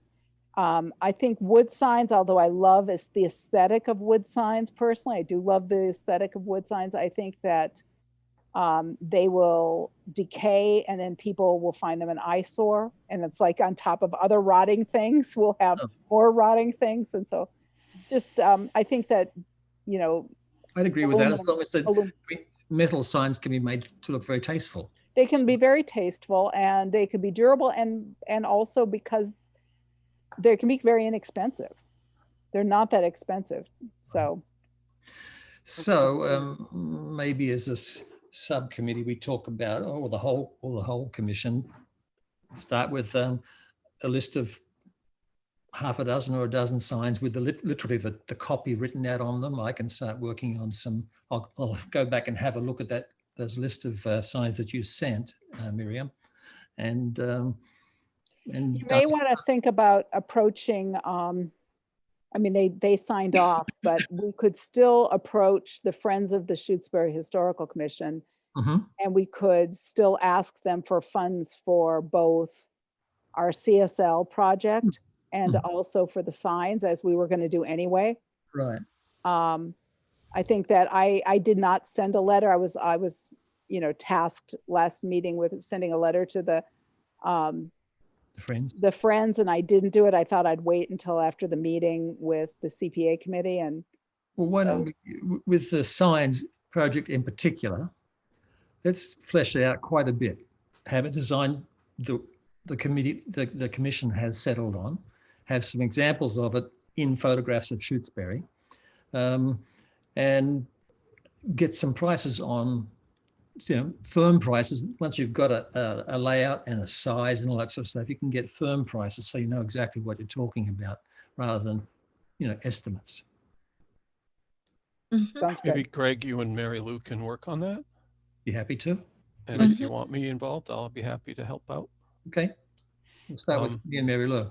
especially with the location of the signs, Well, yeah. where they get placed. I think that's really important. I'd It like is. to And that have would some input there. And absolutely. Well, But- feel free. We need to start a document that just says, sign number 1 will be on the common and it says this. Hmm. You Things also need to, get- I had a conversation with Becky Torres about this. You absolutely have to get Mhm. the highway department and Becky Torres on Involved. board with anything. Well, or again, they're more likely to go, oh, that's exciting if they see something. if that they looks see it. exciting. Yep. Mm. Otherwise, oh no, that's a problem. Mm. But if they see something and they get excited about it, they're more likely to say, Mm. oh, we'll make that work. And I'm happy to do the work, no problem. Sounds great. Should we move on? I just have one question that I tricky. want to bring up to the group about stone walls and the horse paddock, and whether they might qualify for restoration. And for example, behind the fire station, I walk my dog back there all the time, and because he's an English setter and he needs to really range, back and forth, and I'm teaching him. And there's that old horse paddock where the fire department has their bonfire. You guys know about this? It's Mhm. falling down, and all around it, these are the stone walls from an original colonial acreage, Understand. Mhm. and I live on Montague Road, and Montague Road has miles of stone walls running along the roads, right? So in terms of creating pride in the community, helping to make the community more attractive, to beautify, right? Is part of that. And stone walls are, I think, a beautiful representation of the colonial era and the work that was done. Not John, just John, do a you know knife- that, What? do you know that stone walls are not all colonial? Well, some were built during the Civil War. Yeah. No, do you know that Native Americans Hmm. built stone walls? Well, okay. So, um, There's been all sorts of research that's shown that there's way too many, there's thousands and thousands and thousands of miles of stone walls That- in Massachusetts, and documentary evidence that shows that when the colonists first came to Massachusetts, they found stone walls. They thought they were walls, but they actually are ceremonial stone landscapes. right. They It were might be snakes. stone or row. They were stone roads, rows, and they roads. were Yeah. sometimes used to mark the way toward a ceremonial Mm. site. Uh-huh. Okay. So Pratt So, Corner Road, for but- example, is built on top of an old native pathway, Mm. and the stone walls along Pratt Corner Road are most definitely pre-colonial. okay. The ones in front of my property, and I have a stone wall in the back of my property, which is most definitely pre-colonial. And my husband did a little investigation, and it's like 8 feet deep. It's an 8-foot tall stone wall. Wow. There's- Colonial so- or pre-colonial, they're both worthy of, Right. of The point being around restoration is that if it's ceremonial stone landscapes, you do not want to restore them. That would not be appropriate. Well, Right. this might be a topic for further discussion. Actually, Well, the Janice question I had was Stone- simply, Janice Stone has actually been looking into this quite oh, Janice has, yeah. deeply. Yeah, too bad she's not here, but maybe next time we could bring it up and have her say a word put or it two. on the agenda. Well, my question was, do you think that would be an appropriate CPA type Project. project? Could be. I think that we're running into a challenging situation if we're talking about restoring stone walls without knowing what they are. I mean, We could start small, but still to well, clean them up. I'm saying that I think it's disrespectful to Native Americans for us to jump in and say, here's a nice stone wall. It must be colonial, so let's restore it. Mhm. Well, part of the other project, though, which is to identify Native American structures, would elucidate or edify us on the colonial Yeah. structures. Because if they say that's not a Native American, well, then it's obviously either colonial, civil war, or whatever. Mm. So, in a sense, both those projects would work together. Even I'm- if they're Native American, okay, to cut down trees and clear away brush and rake out all the sediment that's piled up along it, just to expose it, wouldn't be to restore the stone wall, but to still add beauty, character to the town, right? So Well, anyway, from a it's- native, if you talk to the people I've talked to, I've had conversations with Doug Harris and with Lisa about this and some other people. They do not want them cleaned up. They interesting. are living monuments, and Yeah. they are alive as they are. Mm. And what we, with our aesthetic, think might be an improvement on them, it's not for us to touch them or improve upon them. So if there is a Stonewall project, part of it would be just determining that the Stonewall is colonial, say it's not Native American, because yes, we don't have authority to clean up a Native American stone structure, but we would have authority basically to clean up a colonial stone structure like the wall in front of my place. Yeah. So that's it's all that's a part of good- the that's a same good thing thing. now. We have a stone wall project as well as Yes, part of the greater and the- CSL thing. Yeah. Okay. And Miriam's If point. anything, I think that what Janice's line of inquiry is to essentially have the status that is given to colonial stone walls be extended to pre-colonial stone. Mm. This is a line of inquiry, but let's pick this up sometime next time. I think Yeah, John- I mean, the interesting thing is that there's this new technology that's available. It's expensive and it's experimental, which allows you to actually conclusively date Yeah. stone structures. And, there's a CSL in Leverett that they conclusively determined was 700 years old, Right. I clearly saw that. pre-colonial. And well, I think there may be more projects like that which Do will you- help do us you know understand the- these things. Do you remember the name of that project or that technology? Because I saw that article. Optically stimulated luminescence, Optically. OSL. But I'd like to Another suggest acronym. Greg, I'd like to suggest the John's project.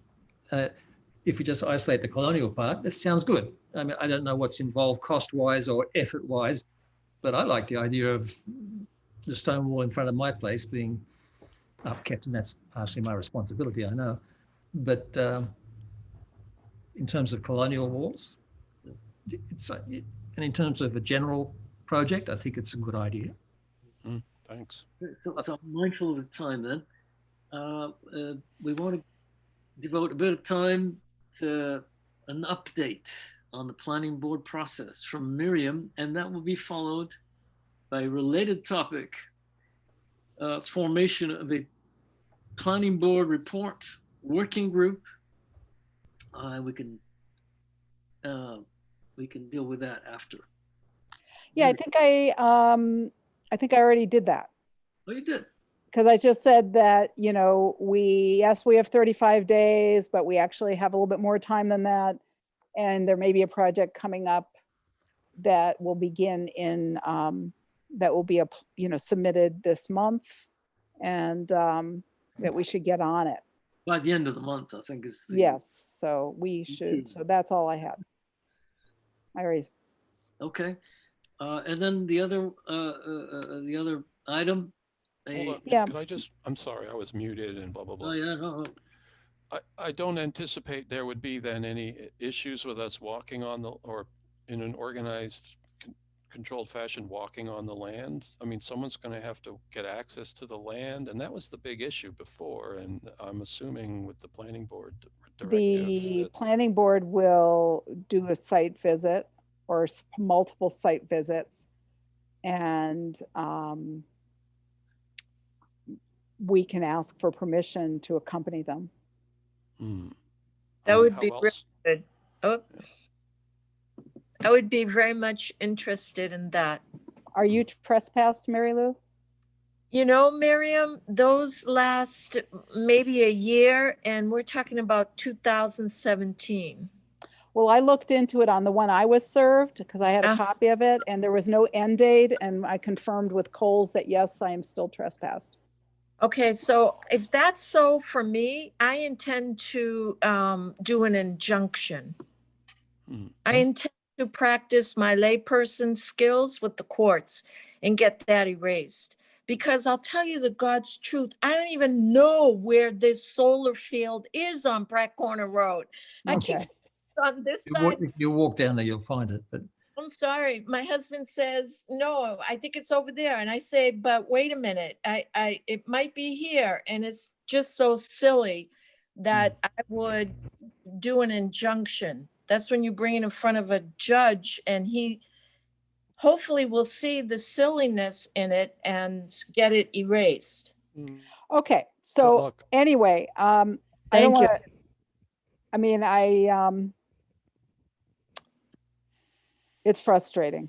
I'm on the Conservation Commission and we have ANRADs before the commission and I can't go on do site visits Oh, because I'm trespassed. So, and I asked to have it relieved and they said no. So, Who it is did you what- ask? I'm sorry. I asked the town and they contacted Cole's attorney and they passed it on to me that Cole's was not willing to Michael Pill? relieve me. I don't know who the attorney was. I don't think he's their attorney anymore. Oh, Anyway, I don't want to spend a whole lot more time because I think that, you know, what we were talking about is, yes, hopefully, John, to answer your question, that site visits would be an option and that some members of the Historical Commission could go on site visits. And I hope that'll happen. If it doesn't have to be me. I have a disability, so honestly, probably couldn't be me anyway because I can't walk that far. So the agenda item was for a working group, and my suggestion was that Henry, and well, myself, Henry, and Janice start working on fleshing out a report, the bones and outline of a report, and then begin working with Lise once we contract with her.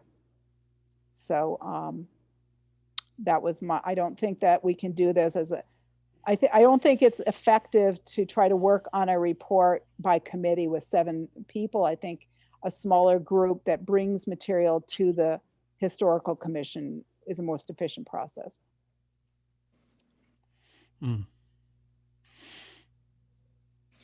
very good. Okay, well, our host has gone to the bathroom. So Maybe we all should should wait for take him. a We should 5-minute break, you know. Did he even tell us he was going? no, you just Sometimes you just can't, you know. Sometimes you got to go, right? Yeah. Well, we can wait a minute. we'll have to. So, whoops. Yes. Silent. It's awfully silent here. We're waiting for you, Henry. Oh, We noticed you're gone. leave himself at some You've point. been Yes. terribly missed. And you had us over a barrel anyhow because you're chairing the meeting. Yes. What would we Alright, do without you? You did we finish? No. No. Well, so I was proposing a motion for the establishment of a working group with Yeah. you, me, and Janice. And so that's my motion. In her absence, though. Well, that's a good point. Well, I guess if she declines, then I would come back to you guys Okay. to see if we can get a third person. But do we have a second? I'll second it. This is just to begin the Yeah. like the skeleton of Yep. this report that goes to the planning board. Yeah. Right. Yeah, Yeah. that sounds good. So that's seconded. Henry? Henry, you want to do the roll call? Yeah, let's do a roll call. Henry, I. John, I. Greg, aye. Miriam, I. Mary Lou, I. Okay. Hey, and then Janice has been volunteered. he's been, Oh, Janice. where is she today? What is that expression when you volunteer somebody Hmm. against their will? There's a term for that. I can't remember what it is. I'll Google it. So may I say Yes. something, Henry? Are we going to approve the minutes Yes. or is that yes, thank you. It's on down the- the line? Next, yes. I read them. They look good to me. Okay. Can we make a motion here? May I say something about the November 17 minutes where it says Mary Lou Conca left meeting at 8:06 p.m. I would prefer it say was dismissed or excused. Excuse sounds good. Okay. Okay. Okay. Thank you. Otherwise, I have no corrections or comments. All right. How about that was for the November one. Somebody want to make a motion about the November minutes? Move to pass, what is it? Move to pass the November minutes of Okay. And then second, 17. Second. and then a vote. Okay, roll call. Henry, I. John, I. Greg, I. Miriam, I. Mary Lou, aye. And then we have the December Minutes. 1st minutes. Roll call. Henry, I. Oh, wait a Were minute. there any corrections to you. that one? Correction. Yeah. Sorry. Okay, so I have to find it here. Page 107, I believe it was page 2.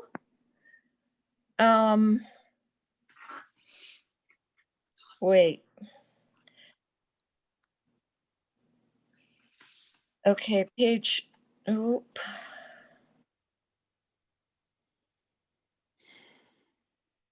Well, I don't have the paper in front of me. I have to find it on this screen. It's a bit difficult. Page 3, last, is what I have written in my notes, and I'm looking. Okay, so here,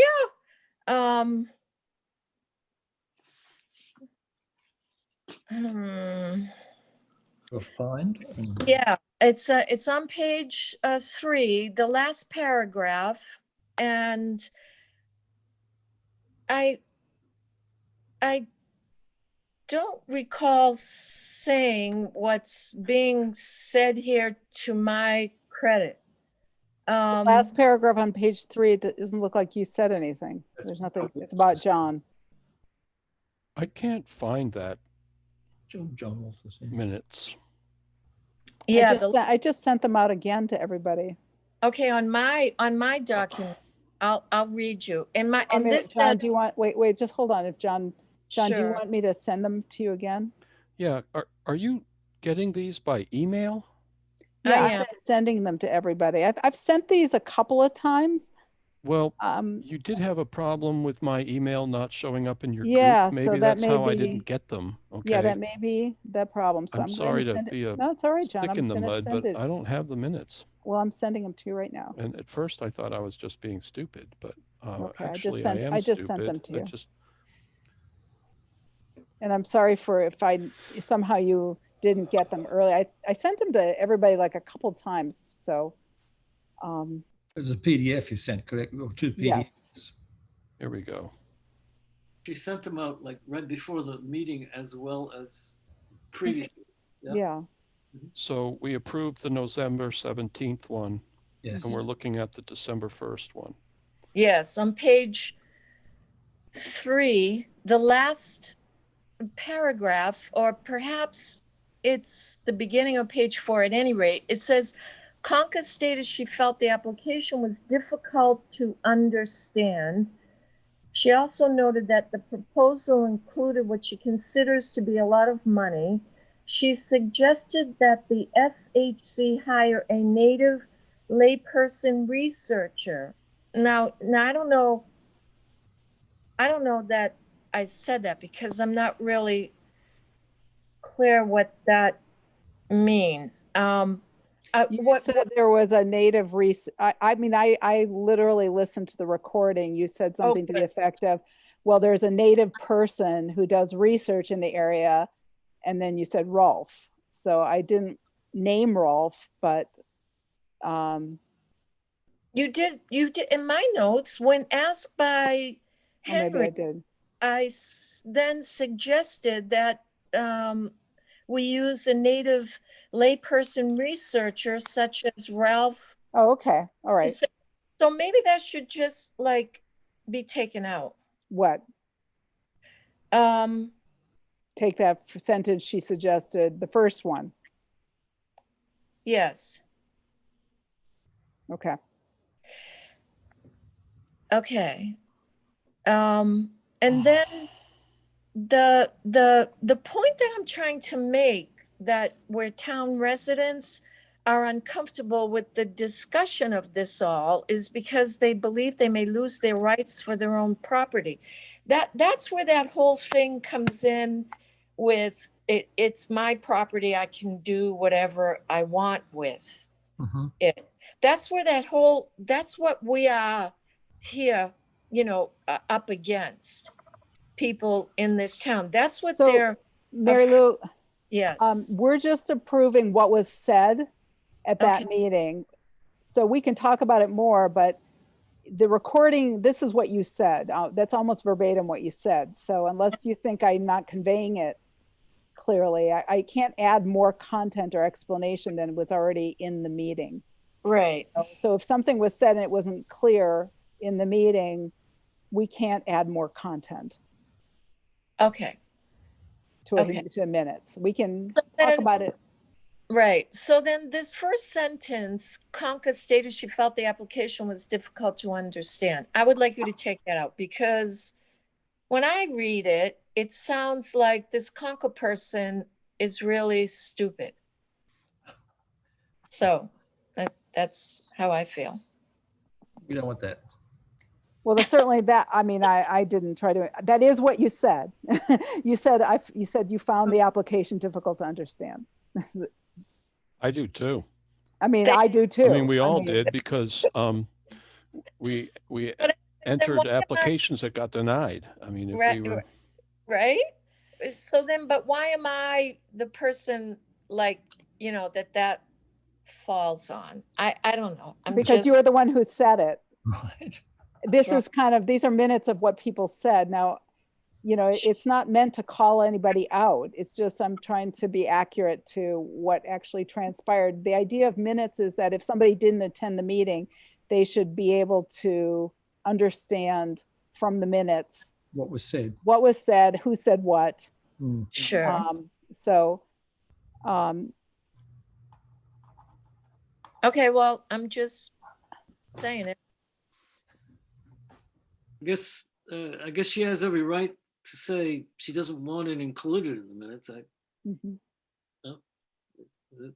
I mean, Yeah, you I'm could- not comfortable taking things out that are actually in the recording okay. of the meeting. Because Alright. I actually, for both of these, what I am doing, just so you guys understand, is I am listening to the entire meeting Mm. over again. So But don't you these were think both these- 2.5 hour meetings. So I devoted 5 hours of my life Yeah. to listening to these meetings again and writing these things. So I anyway, mean, I don't have personally a to you. problem approving these minutes, but I find them incredibly verbose. Is this really what minutes are supposed to be? Like everybody's thoughts? I mean, I am on other committees where it just says discussed, this issue was discussed. And there's so, been a change in state law about that. yeah, I'm curious. It used to be that you could just have what was the topic and a summary of the topic and then who voted, what the votes were.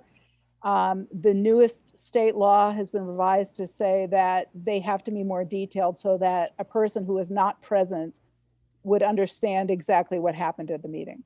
Well, Well, that's really burdensome. So it is. I mean, that's why I honestly, I did as much as it seems verbatim, I actually did summarize things. As you see, I kind of grouped things around categories, Mm, just to make it a little bit more easier for me. But it was hard because at times we jumped around from one topic to another, and then we looped back up to another topic. And I'm like, well, where do I put this? You know, do I put it in chronological order, or should I put it in thematic order? yeah. So yeah. I'm kind of doing a mix of the two, but I'm trying to group things thematically or topically, because it's just, it would, you know, it would have been a gibberish otherwise. Okay. So So I'd just like to comment to the group that I think it would be advantageous for us to really try to organize our thoughts, you know, and like keep so that we're in the minutes, because the discussion does get really heated and goes all over and forcing a certain sort of, I don't know what, like structure to the conversation. I think we've been doing really well today with the hands up and stuff, but Yeah. this is wild. 7 pages, you know. Well, I'm totally shocked at So the level of detail that we're being asked to provide. I've never seen anything like it in my professional experience. Nobody writes minutes like this, but I guess this is the I'm new having trouble. the new order.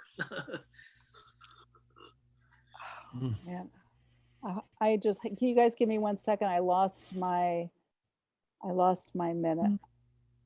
sure. I lost my notes. Oh my Take a minute. God. I think I may have just closed it without saving it. Oh, that makes me really sad. What it does is make this. It wouldn't I have just closed. I just looks like it's disappeared on me. it would not I'm have auto saved, grieving. Miriam. What? It probably auto saved. Was it in Word? It looks like it's not showing up. Mary Lou. Anyway, it's never, Yeah, Mary whatever. Lou's got her hand up. Yes, I know. I'm sorry. Excuse me, Miriam. My device is going to run out of power, and I'm not comfortable working on it with it being charged.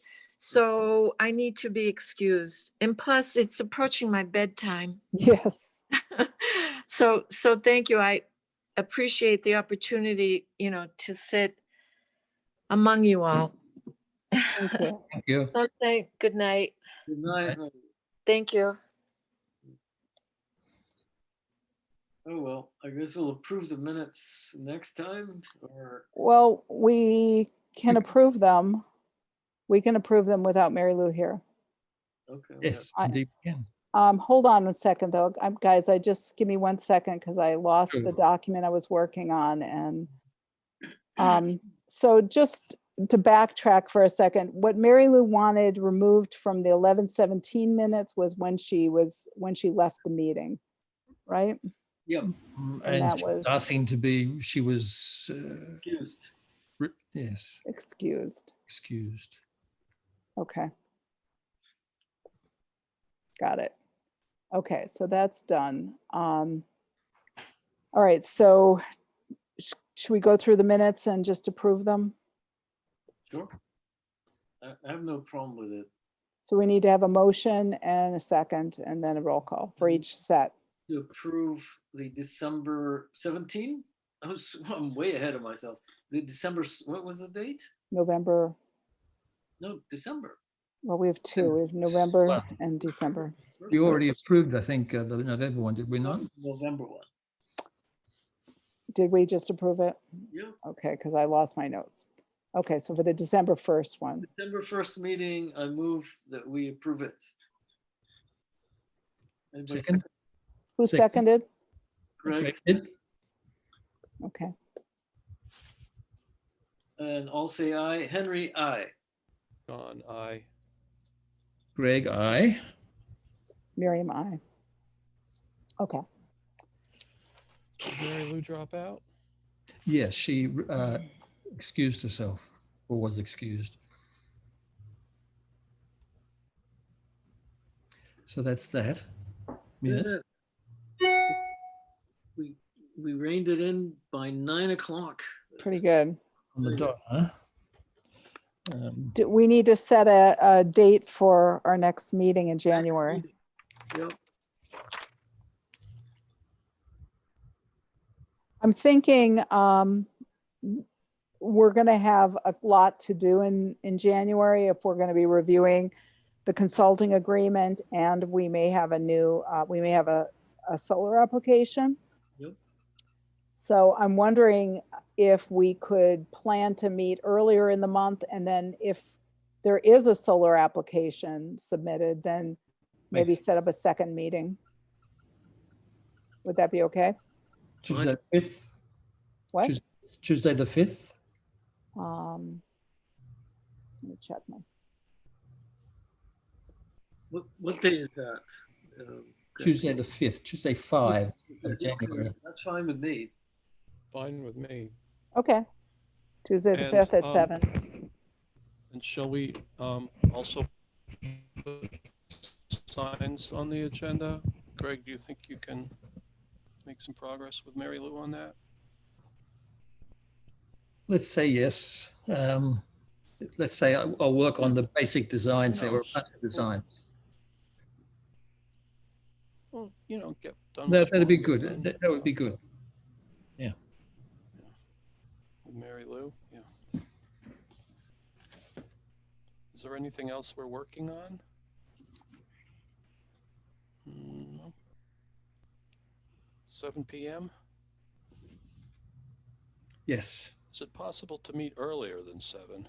Does anybody care about that? It's okay for me. What? 7. I was asking, can you hear me? Yes. Is it I don't know. possible to meet I don't know earlier about than 7? Well, we don't have Mary Lou or Karen or Janice here, so I'm a little reluctant to change All right. times if we don't know what their situation is. Janice also has some other Okay. committees. She has a Concom that she works for in Hadley, and they meet some Tuesdays. So I'm a little concerned about the January 5th meeting because Janice might not be able to attend, but Well, we propose it for the 5th, and if it has to be changed, we change we it. can change it. Okay. Now, Henry, we'll check out with her. And- is she still going to be on board in January? Because she said by the end of the year she'd be. Yeah, but it turned out that John Warwick does not want to be on the commission, Okay. and Janice can stay on. There's no law saying that, or bylaw that says she has to be a town resident, so. Okay. Just asking. Yeah, it's good. I have another question off the record. Can we make this off the record? It's going to be, It's recorded, can't be off the record. Okay, it's not off the record. And I wanted to ask Joan, but she got off many months ago. John, it's not. Anyway, the tree warden. Remember the tree warden came on board and Don was asking. Wakaluk. Yeah, and was Yeah. asking about historic trees. And I've been thinking a lot about this. A lot of these trees that he's concerned with are along the roadside, and I think they became really old because they weren't cut down for lumber, because they're sort of on town property and there's like a buffer zone or whatever. And there's some big ones. There's some old, beautiful old pines and so forth. And at the time, the historical commission, I wasn't on the board at the time, but thought that it wasn't really appropriate for us, right, to be involved in trees. But I thought, what these trees need is a fan club, right? These trees need a fan club. Need a friend of the trees. Huh? Need a friend of the trees committee. Yeah, friend of the Well- trees. I wasn't sure if the Friends of the Historical Commission were interested in sort of maybe looking into that or John, thinking about that. I'd like to suggest maybe an avenue that would be the right committee is the Conservation Commission, because we don't just look at wetland permits. We also have other projects that we take on around open spaces and just environmental protection generally in town. And that just, saving trees or protecting trees seems like really appropriate for for the Concom.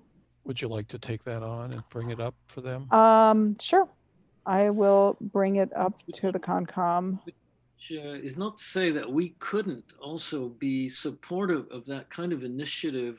I think, it's consistent with the idea. I don't know, John, if I'm speaking out of turn here with you, but the idea that these trees are as important as human artifacts that we have out there. Some are easily 200 years old. Yeah, as historical artifacts. And it's not hard to age them within range with a tape measure, Yeah. circumference, and you do some calculations according to radius and a We sadly constant. we sadly had to take down a tree on our property that was 175 years old. Mm, And I might add was right next to one of the stone rows I was describing. mm, So obviously that stone row dates back that predated far, 175 years. Mm. yeah, absolutely. So really hard to argue that it was field stones from colonial farmers. Well, my dream is to have little tags on the trees that sort of say when they were born. Like this tree was born in 1725 or something. And you could walk up and down the road and look at all the super old trees and stuff, That'd be neat. Well, Lise McLaughlin would totally agree with you. I mean, she'd be totally on board with that. Yeah, cool. Well, we've got lots of work to do. Well, lots of projects. Yes. All right. Well, folks, it's been good. Okay. Huh? Okay. So we adjourn for the day. Good night then. Before we adjourn, can I share a little historical tidbit that I Sure. have been exploring? So I told you I was writing that chapter for the open space plan chapter on the town history. And I started looking into trying to reconstruct the names of the original colonists who were given land grants in Shutesbury. Believe it Yeah. or not, that doesn't exist in modern form. It's only in the old documents that are rotting in Old Town Hall that nobody has ever cataloged all the names. But anyway, I did find a few of them. And interestingly enough, and I suppose this is true with colonial history, whenever you dig very deep in colonial history, I found two of them whose ancestors, going back 2 or 3 generations, were quite notorious in participating in genocide. Oh, really? Yeah. Oh, gosh. Oh, yeah. A couple, I- enough that it's in history books. So So supposing it's not surprising, really. not surprising. There weren't that Genos- many families in the 18th century and Genocide against whom? maybe against Native Americans. Native Americans. Yeah. Well, I'm sure most of the men were in some kind of militia. At the They were time. all in militia, right? Right. They didn't have a choice about it, but That's interesting history, and we want to do that. Unfortunately, we can't meet Yes. Hopefully. yet. Yeah. I just wanted to share that little tidbit. No, that's really sweet. I love that sort of thing. Yeah. Well, That's it's sweet. I don't know. No, It's disturbing, but it's a sweet little nugget, of It's the, it's reality, and it's good to know. It's history. It's this, I have a couple tidbits. You want a tidbit? Shelburne Falls, the Arms Library renovation. Okay. Can you read that? Yep. It says it earns preservation recognition. Okay, because they did a total preservation work on that library during the renovations, and the Amherst Library is getting $1 million of CPA funds. Whoa. A whole million. Wouldn't that be nice? Will be. I love reading the paper. Does anybody else read the paper? I do. In fact, there's a note in last Saturday's Gazette that there will be a lecture sponsored by the Westariahurst Museum. It's online. Oh, nice. Let's see, Hidden Walls, Hidden Mills, Mhm. reading the lost industrial landscape of the Western Mass Hills, focusing on Leverett and Plainfield. Interesting. I didn't get, so I think I'll email this out. It's on Thursday night. It's- Interesting. So you read the Gazette, I'll read the Recorder, and we'll cut send this articles. to Okay. folks. I'll send this out to folks anyhow. Hmm. Okay. All right, guys. Thank Good you. night, everybody. Don't we have to make a motion to Oh, adjourn? somebody has to motion to adjourn. Oh, Thank you. yes. I'll do it. I motion that we adjourn. Second. Aye. Ayes. Aye. Wait, I'm, okay. Eyes. Okay. Aye. Okay. Yes. All right. Thank you all. Thanks. Bye-bye, all. Good night. Bye. Good night. Aye.